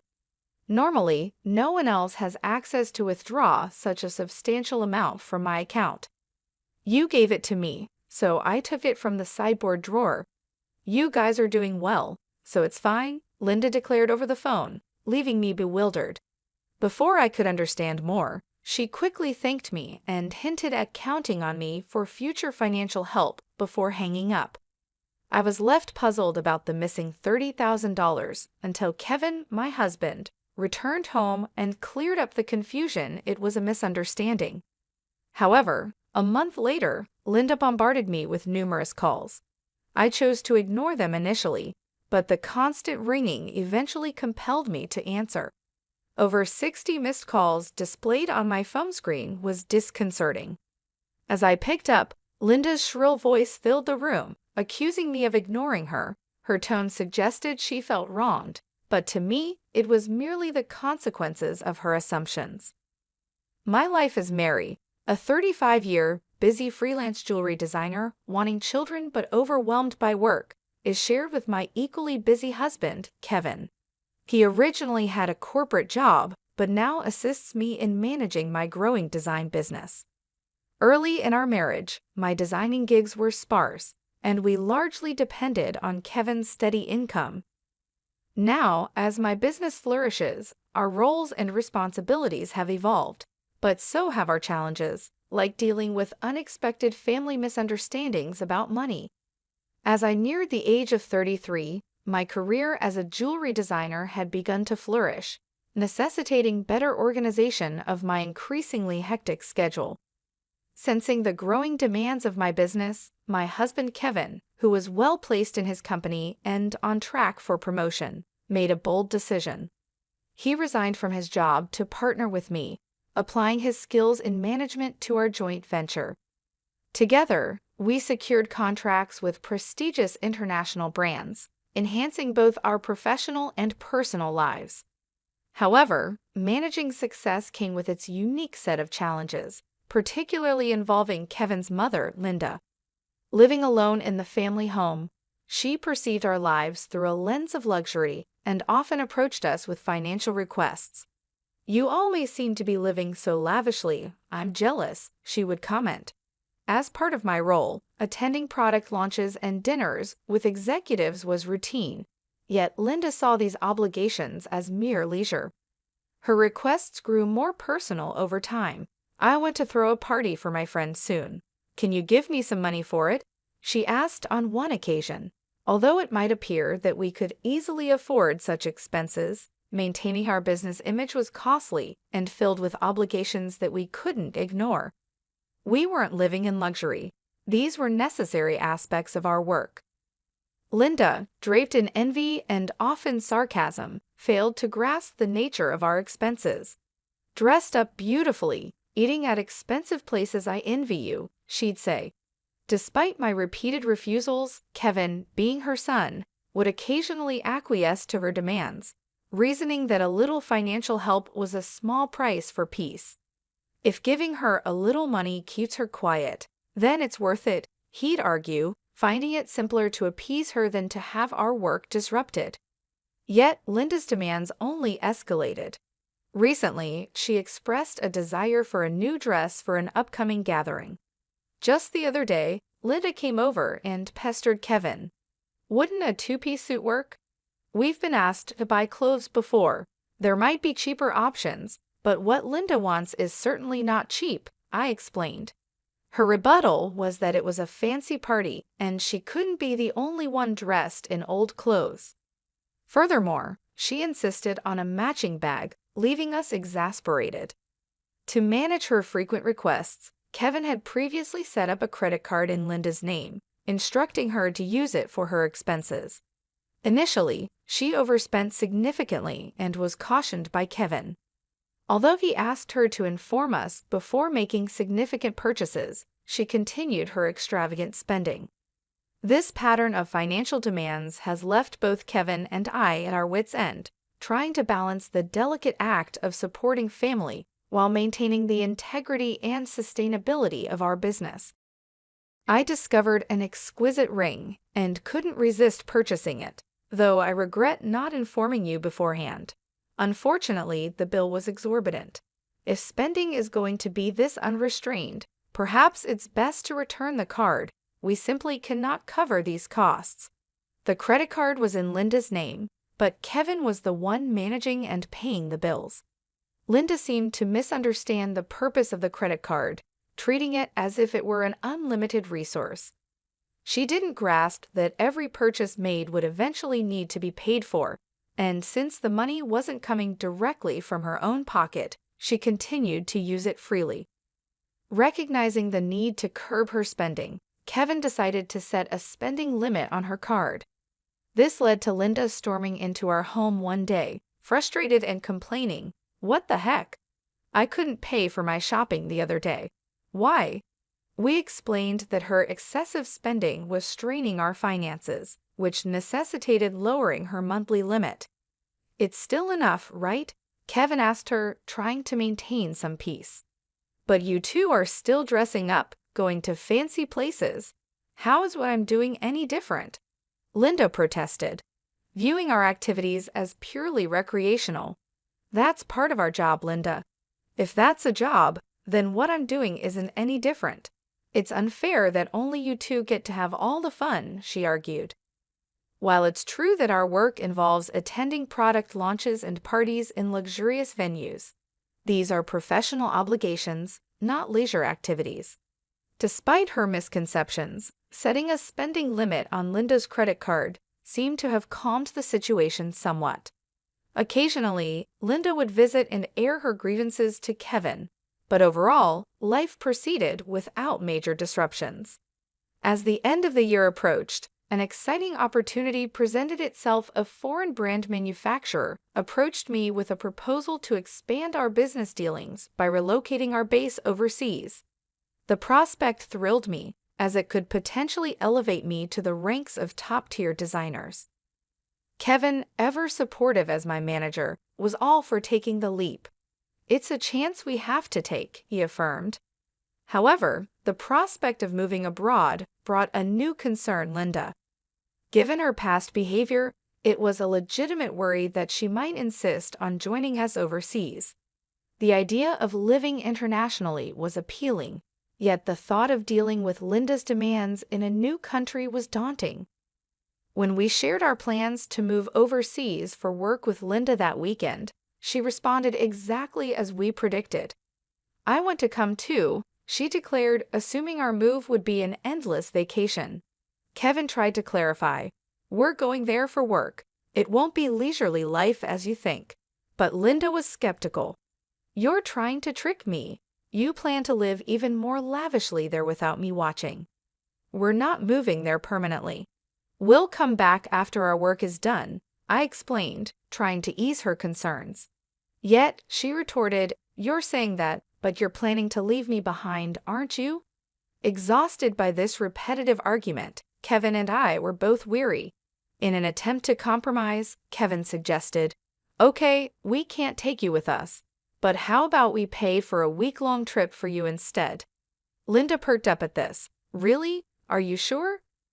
"We'll cover your flight and hotel, but you'll need to manage the rest," Kevin affirmed. Pleased, at least for the moment, Linda left our house half-happy. However, the peace was short-lived. A few days later, while Kevin was preoccupied with the overseas move arrangements, Linda dropped by unexpectedly. "Hey, Mary," Kevin said that, "but I want to shop over there too. Can you give me some money?" she asked. "What about the card that Kevin gave you?" I inquired, knowing she had a designated credit card for such expenses. Linda's face fell. "That's the thing. Kevin finally took it away from me the other day." It appeared she had been reprimanded for overspending, and anticipating the challenges of managing finances with different currency rates overseas, Kevin had confiscated the card. "I don't have that kind of money on hand either. I can't give you money without Kevin's approval. Can you ask him?" I suggested, knowing full well Kevin's stance. "It's no use asking him, that's why I'm asking you," she pressed, raising her voice in frustration. Linda did end up going on a 10-day trip abroad, which I assumed Kevin managed to fund somehow. Upon her return, she called me, brimming with excitement. "I'm back, and it was so fun." She excitedly shared tales of her sightseeing and dining adventures, though I hadn't asked. "And I overbought souvenirs, couldn't fit them in my suitcase, so I had them shipped here. Can't wait for them to arrive." "That's nice," I replied, trying to keep my tone neutral despite feeling a bit overwhelmed. "Thanks to the money you saved up, I had a blast," she exclaimed. "Saved up money? What are you talking about?" I responded, puzzled and a bit alarmed, having no recollection of setting aside money for her splurge. I had set aside some savings specifically for business emergencies, all securely stored in my bank account. Therefore, it was baffling when Linda mentioned withdrawing a significant sum of money. "You really didn't notice. You're surprisingly oblivious," she remarked. Despite her claims, I had absolutely no memory of such money. "I found it in your house's sideboard drawer," she said, claiming she took $30,000. I was stunned. Why would such a large amount of cash be stashed away at home, especially not in a drawer where anyone could find it? Confused, I confronted her. "I'm not sure what money you're talking about, but taking it from our house without permission is theft, even if you're family. Do you understand that?" Linda's response was unsettlingly casual. "That's why I'm telling you now. I used it. Consider it a post-factum report," she declared unapologetically. "I have no idea about this money, but if you took it and used it without telling anyone, that's a crime. And if it was something Kevin had set aside for an important transaction, it's even more serious," I explained, trying to make sense of the situation. Despite this, there hadn't been any noticeable disruptions in our business finances during her trip. "You two live so extravagantly, so why can't I have a little of that? Think of it as doing a favor for your parent. It's not a big deal, right?" she rationalized, showing a sense of entitlement that was hard to comprehend. "It's one thing to ask for help from your son and his wife, but this is not how you should behave after taking someone else's money," I replied, still in disbelief. "I'm glad you enjoyed your trip, but I'll have to discuss this with Kevin when he returns. Kevin will understand. After all, I'm his only mother, and $30,000 isn't much to him," she assumed. "All right, I'll pass the message along," I said, astounded by her lack of awareness. Later that evening, when Kevin came home, he looked troubled. "Mary, do you know about the money I left in the drawer?" he asked urgently. 15 days ago, I withdrew it from my bank account, and now it's gone." "Keeping such a large sum in a drawer, didn't you think it was careless? I needed cash immediately for an urgent payment. Do you know anything about it?" It suddenly clicked. Linda's earlier call thanking me for the $30,000 and mentioning how much fun she had made sense now. It was Kevin's money, meant for a crucial purpose. Kevin today, Linda called, thanking us for the $30K and saying she had a blast with it. I didn't understand what she meant until now. I explained, piecing everything together. So it was Kevin's money, but what was such a large amount meant for? Hey, if it wasn't for a business payment, we've been doing bank transfers for a long time, right? Why cash all of a sudden? I questioned, trying to understand the whole scenario while dealing with the ramifications of Linda's actions. I was aware it was Kevin's money that had disappeared, but the full context was still unclear to me. Linda, it turned out, had taken the money without informing us, and I needed to understand why. What do you mean? I asked Kevin, puzzled by the situation. Kevin began to unravel the backstory. After he had reduced the credit limit on Linda's card, she started secretly borrowing money from various sources, including consumer finance cards and credit cards she had opened without our knowledge. When Kevin discovered her growing debt, he took away all her cards and withdrew cash to settle her debts directly, aiming to bypass the banking system to keep our business accounts clean and maintain trust with our partners. This was also partly a farewell gesture, as we're moving abroad and won't be around to manage such issues for her, Kevin explained. I plan to handle her debts discreetly to prevent our financial records from getting complicated. A month had passed since then, and as I was busy packing for our move, Linda's frequent calls became hard to ignore. When I finally took her call, her voice was tinged with desperation. "Why aren't you answering my calls? I've called so many times," she said, almost in tears. "I'm sorry, Linda. I've been caught up with the move. What's going on?" I asked, trying to remain calm and give her a chance to explain her side. "It's not just one thing, it's everything. They're asking for payments almost every day. It's too much," Linda confessed, her voice cracking under the strain. "Have you tried contacting Kevin about this?" I inquired, hoping she had sought his help first. "He seems to be blocking my calls. I can't get through to him at all. Mary, you're my only hope now. Please, help me," she pleaded. I realized then just how complex the situation had become. Linda's financial recklessness had led her into a labyrinth of debt, and now, isolated from Kevin's assistance, she was turning to me as her last resort. As we prepared to start anew in a foreign country, the challenges of dealing with Linda's financial chaos loomed large, demanding immediate attention before we could fully focus on our new beginnings. I was taken aback by Kevin's drastic approach toward his own mother. If he had used the prepared funds to directly settle Linda's debts, this distressing situation might have been avoided. Instead, Linda was now overwhelmed with collections letters and relentless calls from finance companies and consumer lenders. It was a scene reminiscent of something from a dramatic film, one I had never expected to witness in real life. "I'll talk to Kevin, but I can't guarantee what he'll do. A son should help his mother in trouble, right? Please ask him for me," Linda pleaded at the end of our conversation. However, with our impending business expansion overseas, our financial resources were already stretched thin, and we couldn't afford to further assist Linda, especially given that she had misused the money meant to settle her debts. When I relayed the details of the call to Kevin upon his return home, he responded with a mixture of fatigue and resignation.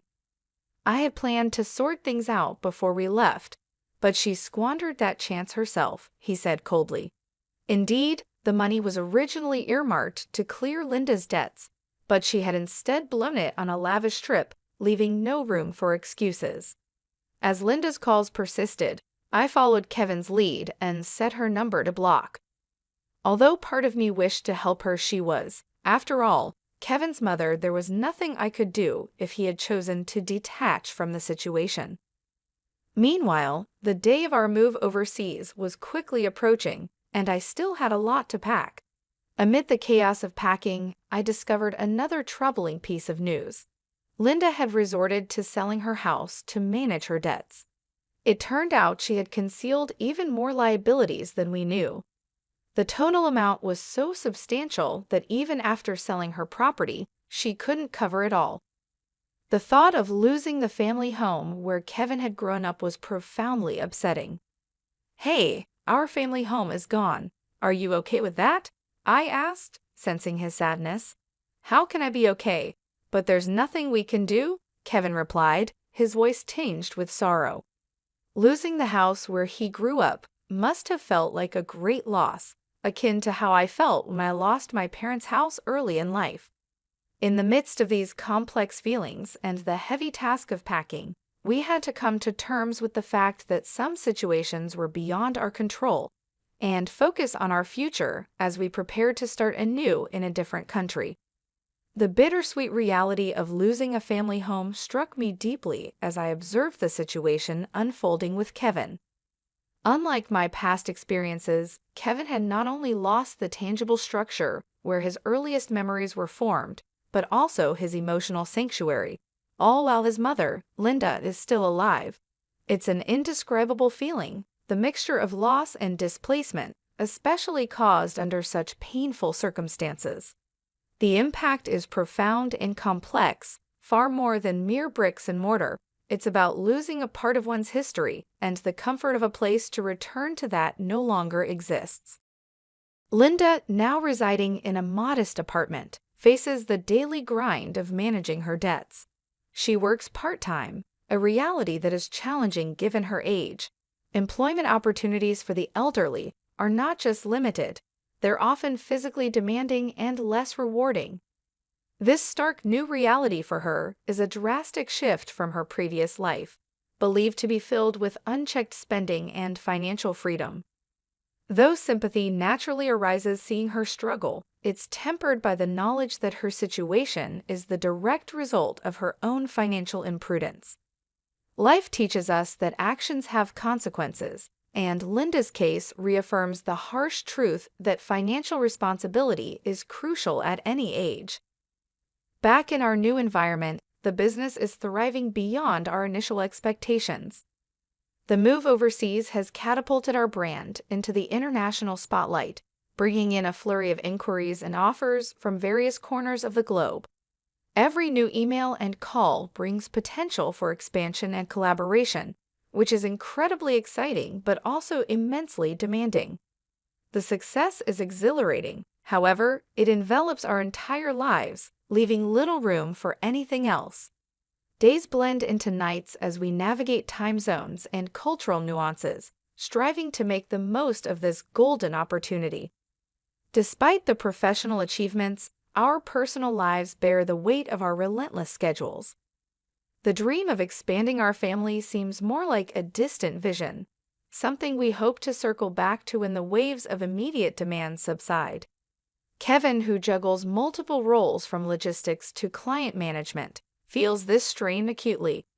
As partners in both life and business, we find ourselves pondering the future and our priorities, wondering how we can align our professional goals with our personal desires. As I look out of our apartment window, taking in the view of the foreign cityscape, the neon lights blur into the night, mirroring the blur of our daily lives. It's a view filled with promise and anonymity, a stark contrast to the familiar streets we once knew. This city, vibrant and relentless, is now our home, yet it starkly contrasts with the quiet, steady life we left behind. The complexity of our new life is exciting but also daunting, filled with endless tasks and decisions that challenge us at every turn. Navigating this new chapter, I often find myself reflecting on Linda's situation and the broader implications of our familial and financial decisions. It's a continuous learning curve, understanding how deeply intertwined our choices are with the fabric of our lives. Each decision, each sacrifice, and each success shapes not just our immediate circumstances, but also the legacy we leave behind. As we build this new phase of our life, we remain mindful of the delicate balance between achieving success and maintaining the relationships that define who we are beyond our business achievements. I always thought my mother-in-law's smile was beautiful, right up until the moment I realized it never reached her eyes. That was the night everything changed. The night I learned that some people wear kindness like a mask, waiting for the perfect moment to reveal what lies beneath. My name is Serena, And 6 years ago, I founded an AI startup that grew into a $500 million company. I built it from nothing but caffeine, determination, and 3 maxed-out credit cards. That's where I met Matthew. He was our first investor relations hire. And back then, his genuine warmth felt like sunshine after years of grinding in the dark. "You're incredible," he'd say, watching me practice pitch presentations at 3 a.m. "The way your mind works, it's like magic." We married after 18 months. The wedding was small, my choice. Gwendolyn, my mother-in-law, had other ideas. "Darling, someone of Matthew's standing should have had at least 300 guests," she said during the reception, patting my hand. "But this is quaint." I laughed it off then. I was too happy to care, too in love with her son to see the contempt beneath her perfectly applied lipstick. The first 2 years were beautiful. Matthew supported every decision, celebrated every victory. Our company grew exponentially, and I thought I had it all. The perfect marriage, the dream career, even a mother-in-law who gradually warmed to me. Or so I believed. Then Caden, Matthew's younger brother, moved back to town after another failed business venture. "Mum, this AI stuff is fascinating," Caden announced at our weekly family dinner. "I've been reading all about it." Gwendolyn beamed. "Caden's always had such a mind for technology." I nearly choked on my wine. Caden had never held a job for more than 6 months, and his last venture was a cryptocurrency scheme that lost his investors millions. "You should give him a position, Serena," Gwendolyn continued, cutting her steak with precise movements. "He could learn so much from you."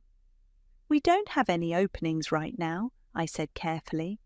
"Nonsense! He could shadow you, learn the CEO role." Her fork clinked against the plate. After all, family businesses should stay in the family.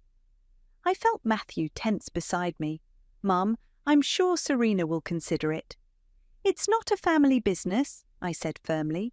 "I founded it before Matthew and I met." The temperature in the room seemed to drop 10 degrees. Gwendolyn's smile tightened, her eyes turning to ice. "Of course, dear. I just thought, since you're part of our family now—" "Serena's right," Matthew cut in, but his voice wavered. "It's her company." Later that night, I overheard them in the kitchen. "She's becoming difficult," Gwendolyn whispered. "All that stress can't be good for her." "Mum, please." "I'm worried about her, darling. These CEO types, sometimes the pressure gets to them.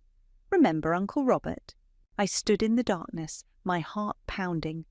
Uncle Robert had lost his company in a mental health dispute. The family had him declared unfit to manage his affairs.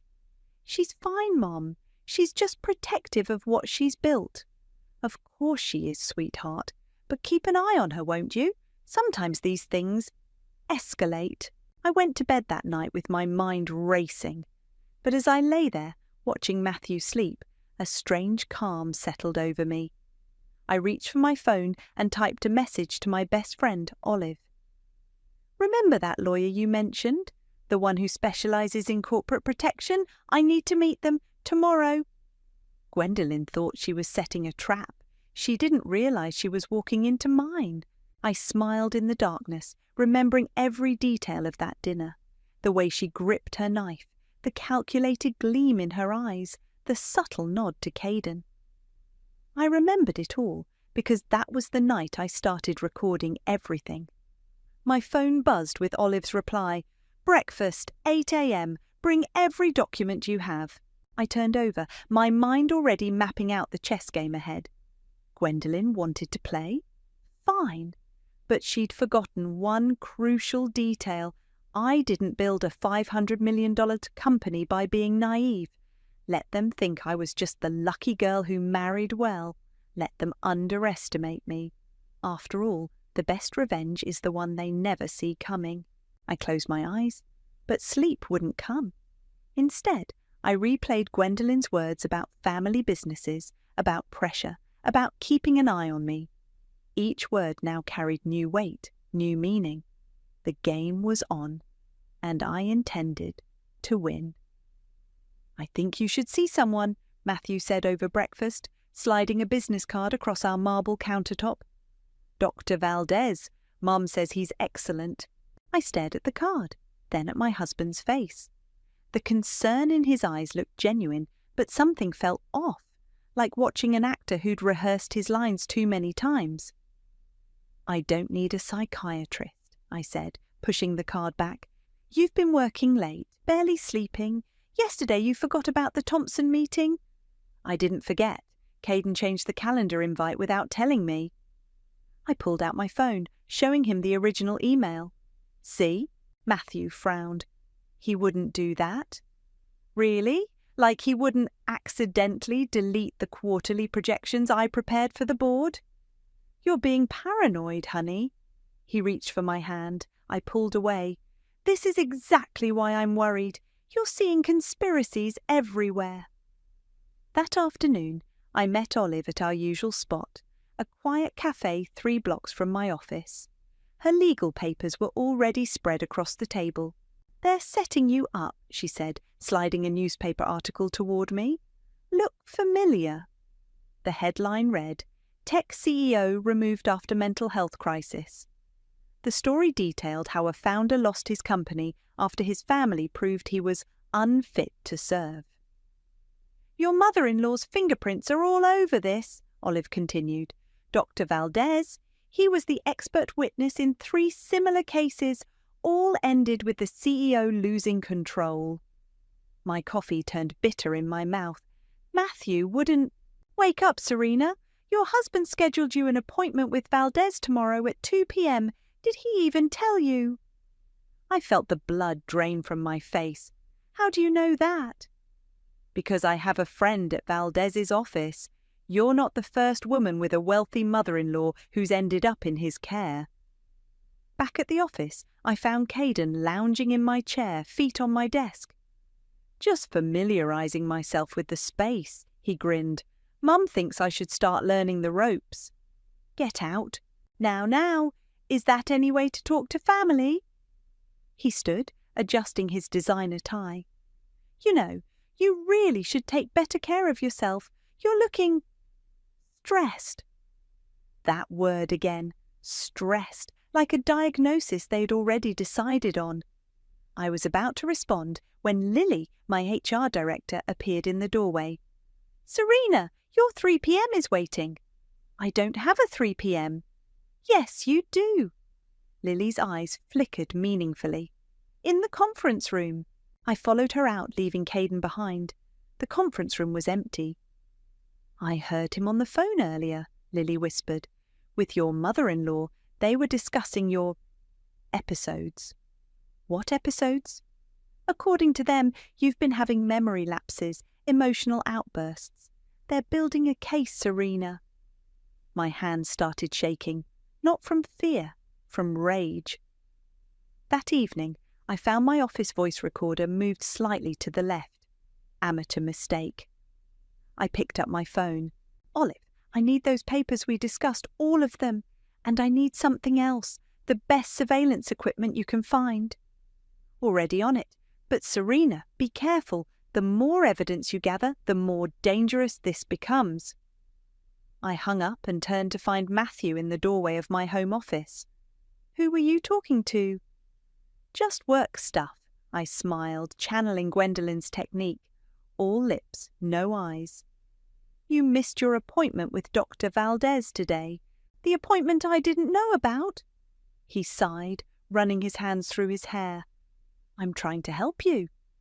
"By scheduling secret psychiatric evaluations? See? This defensiveness, it's not like you." He stepped closer. "Mum's worried. I'm worried. Just talk to someone, please." I looked at my husband, really looked at him, searching for the man who used to believe in me, who used to love me. Instead, I saw Gwendolyn's puppet, strings and all. "Okay," I said softly. "You're right. I'll see Dr. Valdez." Relief flooded his face. He didn't notice me slip the voice recorder into my bag. That night, I lay awake, listening to Matthew's steady breathing. My phone lit up with a text from Olive. Equipment ready. Operation Gaslighters starts tomorrow. I smiled in the darkness. They wanted to paint me as paranoid? Fine. But they'd forgotten something crucial. Paranoid people take precautions, and I was about to take every single one. Let them think they're winning. Let them think I'm breaking. The best trap is the one that looks like surrender. I touched the voice recorder in my bag, thinking of Caden in my office, of Matthew's secret appointments, of Gwendolyn's concerned phone calls. Soon, very soon, they'd learn. You don't try to destroy a woman who built an empire from nothing. You'll only teach her how to build a better one from your ashes. Dr. Valdez's office was exactly what you'd expect. All leather chairs and tasteful abstract art. The kind of place that screamed, "Your insurance won't cover this."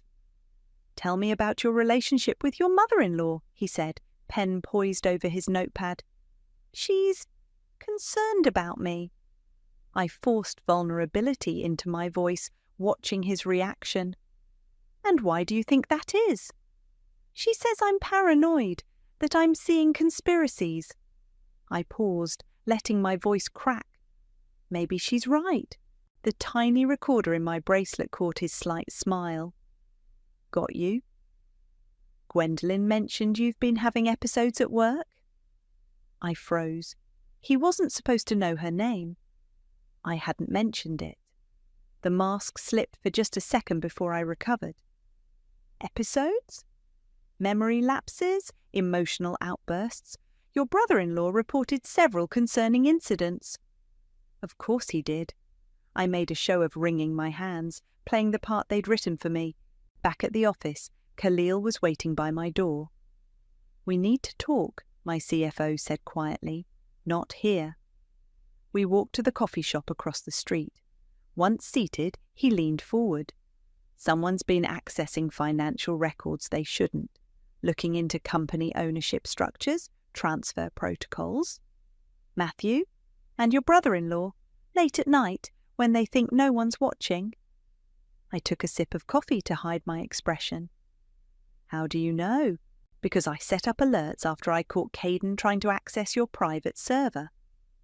Khalil's dark eyes met mine. "They're planning something, Serena. Something big." Back in my office, I found Gwendolyn waiting, perfectly poised in her designer suit. "Darling, how was your session with Dr. Valdez?" "Enlightening."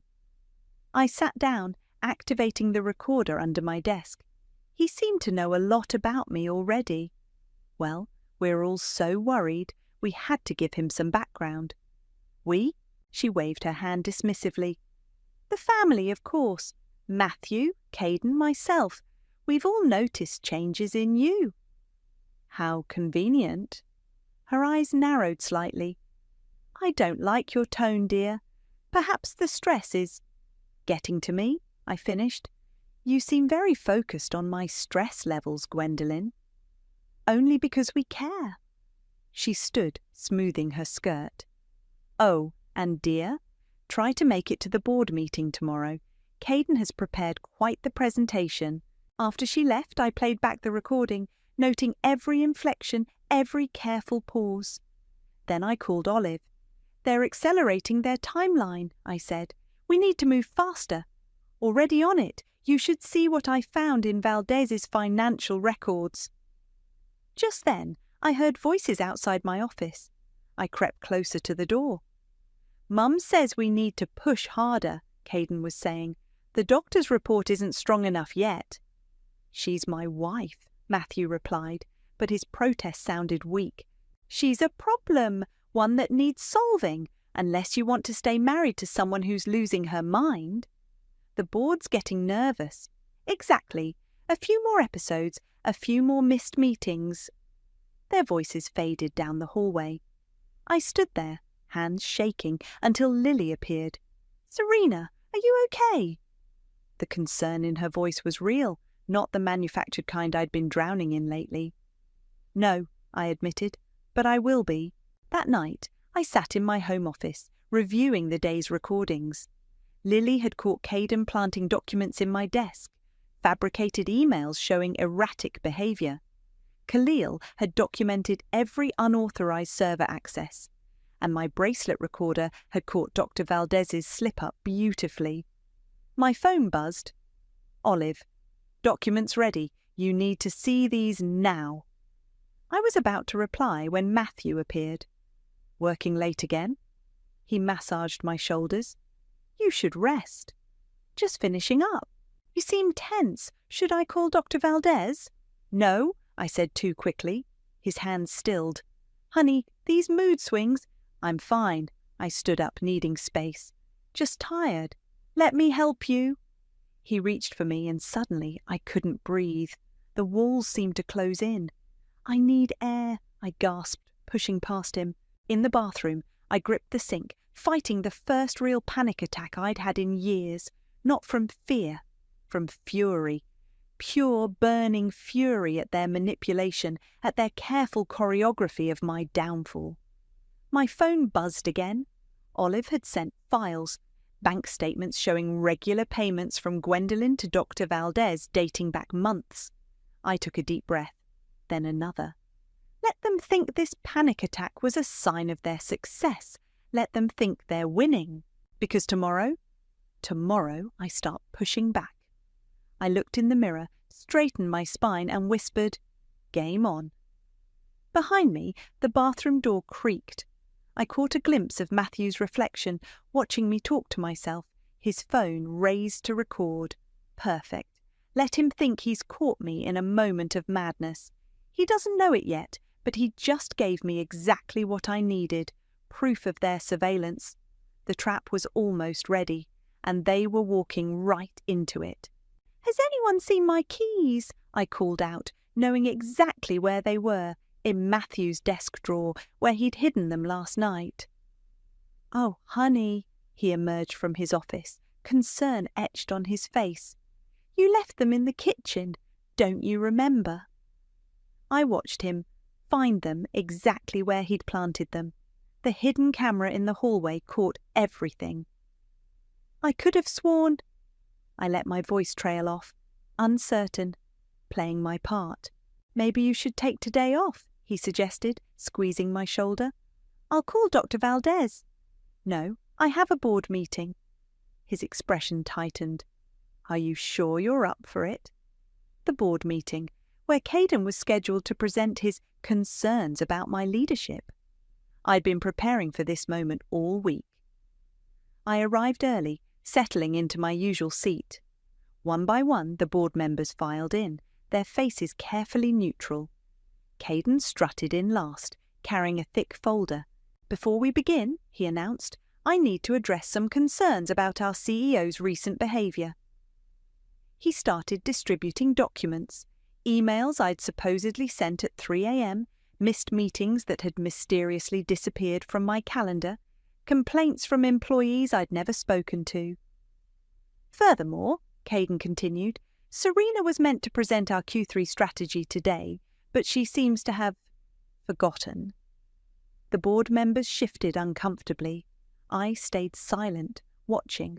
"Actually," Khalil spoke up, "I have copies of the Q3 presentation right here, the one Serena sent to all of us last week." He pulled out pristine copies of my strategy deck, the same one I'd watched Caden delete from the server yesterday. "But," Caden sputtered, "that's impossible. She never—" "Check your emails," Khalil continued smoothly. "Sent last Tuesday at 2:15 p.m. I always keep backups of important documents. Don't you?" Caden's face reddened. I caught his quick glance at his phone, probably texting Gwendolyn for backup. After the meeting, Lily cornered me in my office. "They're getting desperate," she whispered. "I overheard Caden on the phone with your mother-in-law. They're planning something for the charity gala next week." "Let them," I said, checking my watch. "Is everything set for tomorrow?"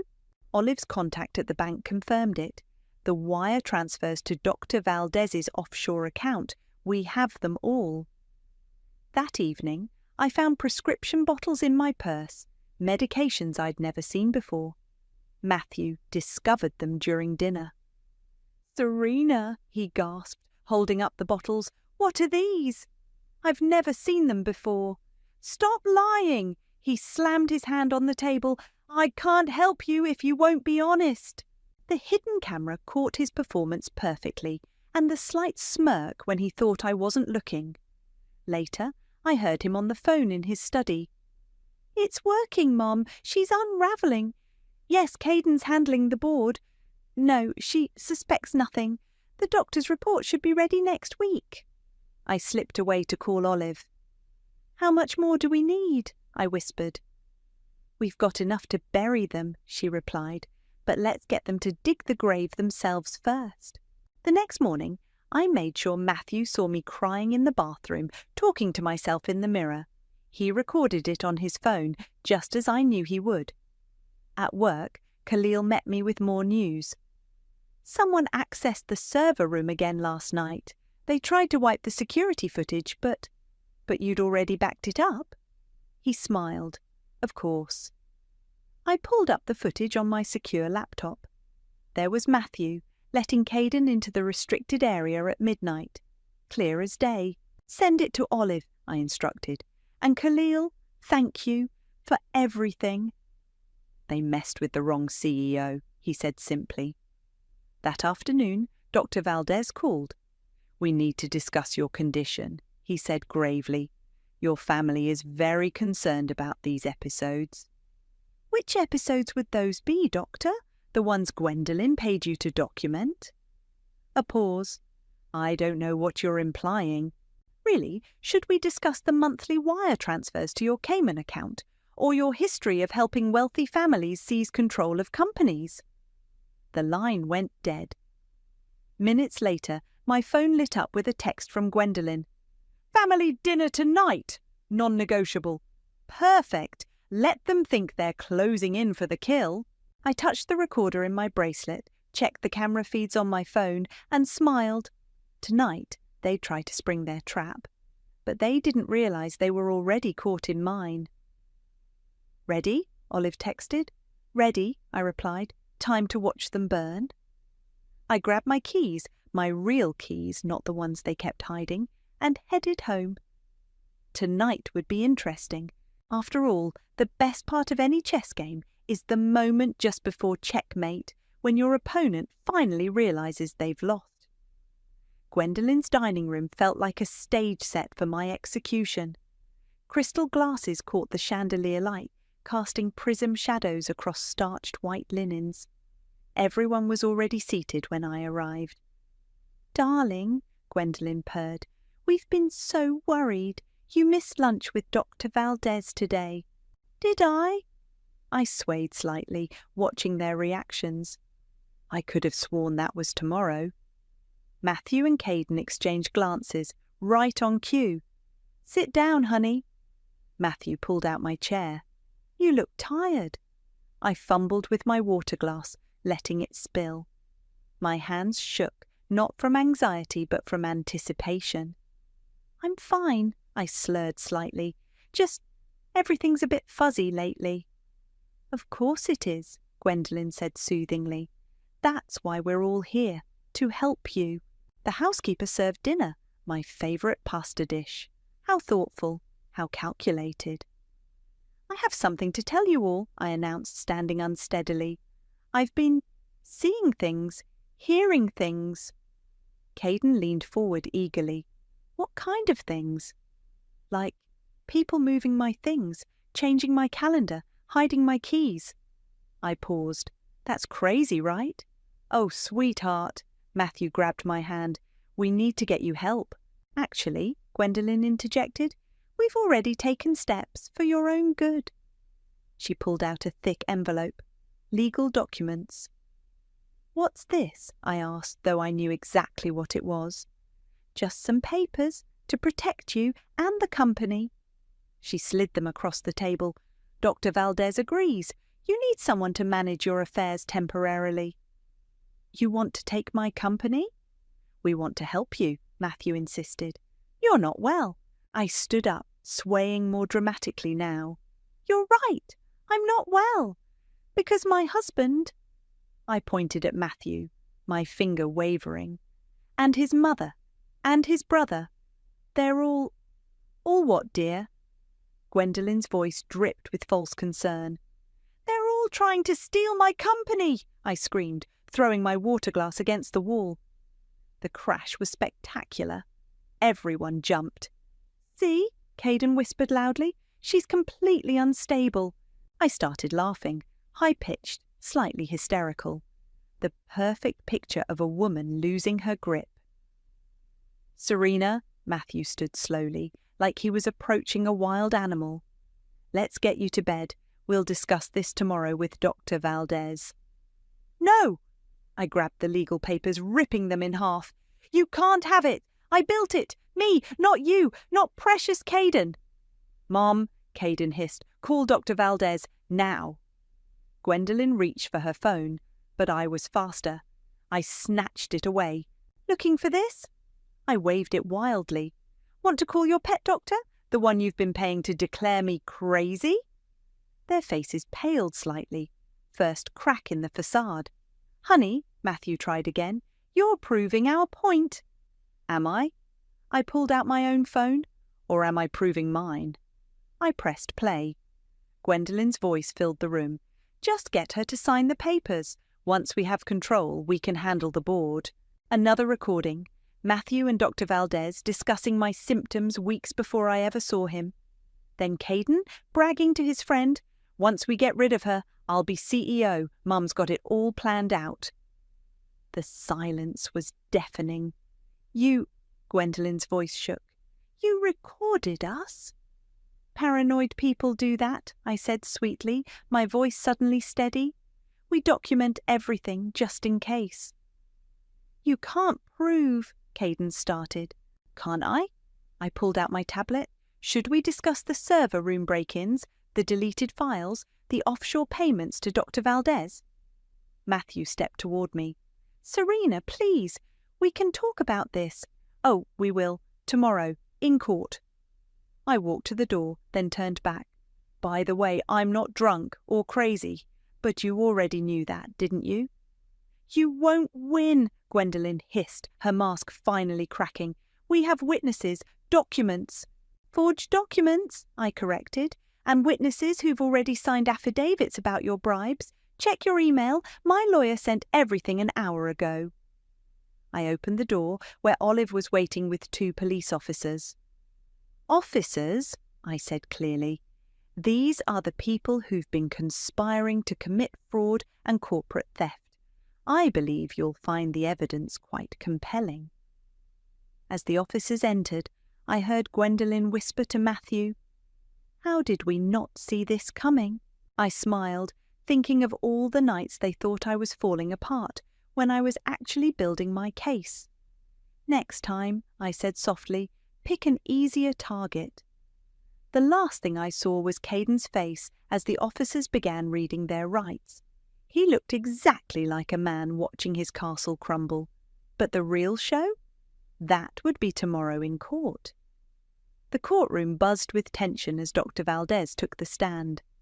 I sat perfectly still, watching him adjust his tie nervously. "Dr. Valdez," their lawyer began, "please describe your professional assessment of Serena's mental state." "Based on my observations and sessions," he cleared his throat, "the patient exhibits signs of paranoid delusions, erratic behavior, and diminished cognitive function." "And how many sessions did you have with her?" 3 extensive consultations." Olive stood up. "Your Honour, I'd like to present Exhibit A." The bailiff distributed documents to the judge and jury. Dr. Valdez's face went ashen. "These are bank statements," Olive continued, "showing monthly payments of $25,000 from Gwendolyn to an offshore account registered to Dr. Valdez, beginning 3 months before I ever became his patient." The judge leaned forward. "Dr. Valdez?" I can explain." "Please do," Olive said smoothly. "And while you're explaining, perhaps you could address these text messages between you and Gwendolyn, discussing my diagnosis before you ever met me." The courtroom erupted in whispers. Gwendolyn's attorney jumped up. Objection! These messages were obtained illegally. Actually, Olive interrupted, they were obtained through a legal subpoena of Dr. Valdez's business records, as was this. She played an audio recording. Dr. Valdez's voice filled the room. Don't worry, Gwendolyn. I've handled cases like this before, once we establish a pattern of erratic behaviour. Your Honour, Dr. Valdez stammered, I was merely conspiring to falsify medical records. The judge's voice could have frozen hell.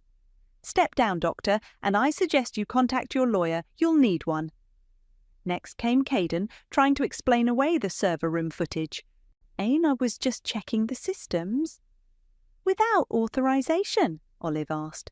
At midnight, while deleting security logs. I had permission from Matthew, who had no authority to grant server room access. Interesting that these break-ins coincided with missing files and altered calendar entries. Caden glanced at Gwendolyn, who sat rigid in her designer suit, mask finally cracking. Then came the parade of witnesses. Lily testified about the overheard conversations. Khalil presented detailed logs of unauthorized access attempts. Even Gwendolyn's housekeeper testified about being asked to plant prescription bottles in my purse. Finally, Matthew took the stand. My heart clenched despite everything. I was trying to help her, he insisted, voice breaking perfectly. My mother convinced me Serena was unwell. Play Exhibit D, I whispered to Olive. The video showed Matthew in our bedroom, carefully rehearsing his concerned speeches with Gwendolyn. No, darling, say it more worried, less angry. We need the judge to believe you were acting out of love. Matthew's performance crumbled. I can explain this. Olive held up more documents. Your application to become CEO, dated 2 weeks ago, or these draft press releases announcing your appointment after your wife's tragic mental health crisis. The jury's faces hardened. Even their lawyer looked sick. Your Honour, Olive said, we have documented evidence of conspiracy, attempted corporate theft, medical fraud, and malicious manipulation. We request immediate injunctive relief and criminal charges against all involved parties. The judge turned to me. Would you like to make a statement, Serena? I stood slowly, feeling everyone's eyes. I built my company from nothing, created jobs, innovations, value, while Caden was failing at get-rich-quick schemes, while Matthew was riding my coattails, while Gwendolyn was plotting my downfall. I was working, building, leading. I turned to face them directly. You thought I was an easy target, the awkward tech girl who married into your perfect family. You thought you could gaslight me, break me, steal everything I built, but you forgot something crucial. And what's that? The judge asked. People like me, people who build companies from scratch. We're not naive, we're not weak, we're survivors, and we document everything. The judge nodded slowly. I've seen enough. Bailiff, take Dr. Valdez and Gwendolyn into custody pending criminal charges. Caden, you'll surrender your passport. Matthew. Your Honour, Matthew interrupted. Please, I was manipulated by my mother. Save it for your criminal trial, the judge snapped. This court grants all requested relief. The defendants are barred from any contact with the plaintiff or her company. Furthermore, I stopped listening, watching their faces as reality set in. Gwendolyn's mask shattered completely as the handcuffs clicked shut. Caden slumped in his chair. And Matthew just stared at me, finally seeing me clearly for the first time. Outside the courtroom, reporters swarmed. Olive fielded their questions while I stood silent, watching my former family being led away. Was it worth it? Matthew called back to me. Destroying your family? I smiled slightly. You were never my family. You were just people who taught me how strong I really am. The cameras flashed as they loaded Gwendolyn into a police car. Tomorrow's headlines would be interesting. But for now, I had a company to run, and no one would ever question my competence again. The news broke like a tsunami. Tech CEO exposes family conspiracy. Prominent socialite arrested in corporate takeover scheme. Doctor faces license revocation in fraud case. I watched the headlines scroll across my office TV while Olive reviewed the divorce papers. "They're offering a settlement," she said. "Matthew wants to avoid more publicity. No deals." I turned off the TV. Let him try to explain himself in court. A knock at my door interrupted us. Lily entered, looking concerned. "Caden's in the lobby. He's demanding to see you." "Perfect timing." I checked my watch. "Is security ready?" "Standing by." I took the elevator down, Olive at my side. Caden stood in the middle of the lobby, dishevelled and wild-eyed. "You ruined everything," he shouted. "Do you know what you've done? Protected what's mine." I kept my voice calm. "Exposed your fraud?" "Mum's in jail. Our reputation is destroyed. And for what? Because you couldn't share?" "Share?" I stepped closer. "You mean hand over my life's work to someone who's never earned anything? I'm a Garrett. This should have been mine. Being born into privilege isn't an achievement, Caden. It's luck, and yours just ran out." He lunged forward, but security was faster. As they dragged him out, he screamed, "You'll regret this! We made you!" "No," I called after him. "I made myself. You just showed me how strong I could be." Back in my office, Khalil waited with more news. "The board wants to meet. They're concerned about stability." I smiled. "Perfect. Schedule it for tomorrow morning." That evening, my phone buzzed with a restricted number. "Serena," Matthew's voice. "Please, just listen." "To what? More lies? I loved you. I still love you." "No," I said quietly. "You loved what I could give you. There's a difference." "Mum manipulated me." "Stop. I have recordings of you planning this for months, coaching Dr. Valdez, rehearsing your concerned husband act." "I can explain." "To the divorce court." I hung up. The next morning, I faced the board. They sat stiffly, avoiding eye contact. "I understand you have concerns," I began. "Let me address them." I pulled up our quarterly results. Revenue up 40%, 3 new patents pending, stock price at an all-time high. While my husband's family was plotting to seize control, I was building this. I clicked through slides showing our achievements. Every milestone, every innovation, every success. That was me, not the Garretts. Me. The board shifted uncomfortably. "But what about stability?" someone asked. "You mean like Caden's stability? The man who lost millions in crypto scams, or Gwendolyn's, currently facing federal charges?" Silence. "I built this company before I met them. I'll keep building it now that they're gone. The only question is, are you with me?" One by one they nodded. The chairman cleared his throat. "We stand behind you, Serena, unanimously."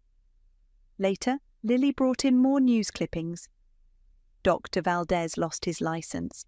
He's cooperating with prosecutors against Gwendolyn. And Matthew? Living with friends. The divorce papers were served this morning. I nodded, then turned to my window. The city sprawled below, full of possibilities. My phone buzzed, Gwendolyn's lawyer. "She wants to make a deal," he said. "Full confession, testimony against everyone else, in exchange for leniency." The mighty Gwendolyn turning on her own children? I laughed softly. How predictable. "She says she can explain everything. No deals. Let her face the consequences just like she wanted me to." After hanging up, I called a company-wide meeting. "Many of you have seen the news," I addressed the packed auditorium. "Yes, my husband's family tried to take over. Yes, they tried to declare me mentally unfit. And yes, they failed." Murmurs rippled through the crowd. "But we're not defined by those who try to destroy us. We're defined by how we rise above them. So let's get back to what we do best. Building the future. The applause was deafening. That night, alone in my office, I opened my desk drawer. Inside lay the first business plan I'd ever written on a coffee-stained napkin. Next to it, my wedding ring. I slipped the ring into an envelope addressed to Matthew's lawyer, the business plan I pinned to my wall, a reminder of where I started and how far I'd come. My phone lit up with a text from Olive. "Drinks. You deserve to celebrate." I looked at the city lights, thinking of Gwendolen in her cell, Caden in his disgrace, Matthew in his regret. "Not tonight," I replied. "Tonight I want to work. Because success isn't just the best revenge. It's the only revenge worth having." I turned to my computer, fingers flying over the keyboard. There was a company to run after all, and I was just getting started. The morning of Gwendolyn's sentencing, I sat in the back of the courtroom, watching her designer suit and perfect posture fail to mask her fear. 7 years, the judge announced, plus restitution of all funds obtained through fraud. She turned, scanning the crowd until she found me. I met her gaze steadily, remembering all those family dinners where she'd looked down at me with barely concealed contempt. Outside, reporters swarmed as officers led her away. "Any comment on your mother-in-law's sentence?" they called. "Justice speaks for itself," I said, then turned to more important matters. Back at the office, Lily waited with news. "Matthew signed the divorce papers," she said, "and Caden's leaving town. Apparently, no one will hire him after everything." "Good." I checked my watch. "Is everyone ready for the announcement?" She nodded, grinning. "They're waiting." In the main conference room, my entire executive team sat expectantly. Khalil and Olive flanked me as I stood. "First," I began, "I want to thank you all. Your loyalty during the attempted takeover meant everything." I turned to Khalil. "Which is why I'm announcing a new employee stock ownership program, starting with 15% of company shares distributed among our core team." Gasps and smiles filled the room. "Lily, you're promoted to Chief Operating Officer. Khalil, you're getting that Executive VP position you deserve." "And me?" Olive joked from her seat. I smiled. "You, my friend, are getting 10% ownership. Consider it payment for saving my company and my sanity." The room erupted in applause. As people celebrated, my phone buzzed. "Matthew." "Don't hang up," he pleaded. I need to say something." "Say it." "You were right about everything. Mom, Caden, me, we were wrong, and I'm sorry." I let the silence stretch. "Is that all?" "I miss you," he whispered. "No," I corrected. "You miss what I represented, success, status, power, but you never really saw me." "That's not true. Goodbye, Matthew. Don't contact me again." I hung up and rejoined the celebration, accepting hugs and congratulations. Later in my office, Olive poured champagne. "To justice," she toasted. "To consequences," I countered. "You know what's funny?" She settled into a chair. "A journalist dug up your original incorporation papers. You had protective clauses against hostile takeovers built in from day one, before you even met Matthew." I smiled. "Always have a backup plan." "You never trusted them, did you?" "Let's say I learned early that some people see success as something to take, not earn." My computer pinged, an email from an investigative reporter. "Sources suggest you began recording conversations months before any obvious threats. Care to comment?" Olive read over my shoulder. "Going to respond?" "No need." I closed the email. Some mysteries are better left unsolved. A knock interrupted us. Lily entered with more papers. "Final dissolution of all Garrett family claims to company assets," she announced. "You're officially free." "I was always free," I said. "They just helped me prove it." My phone lit up with another text from Caden's ex-girlfriend.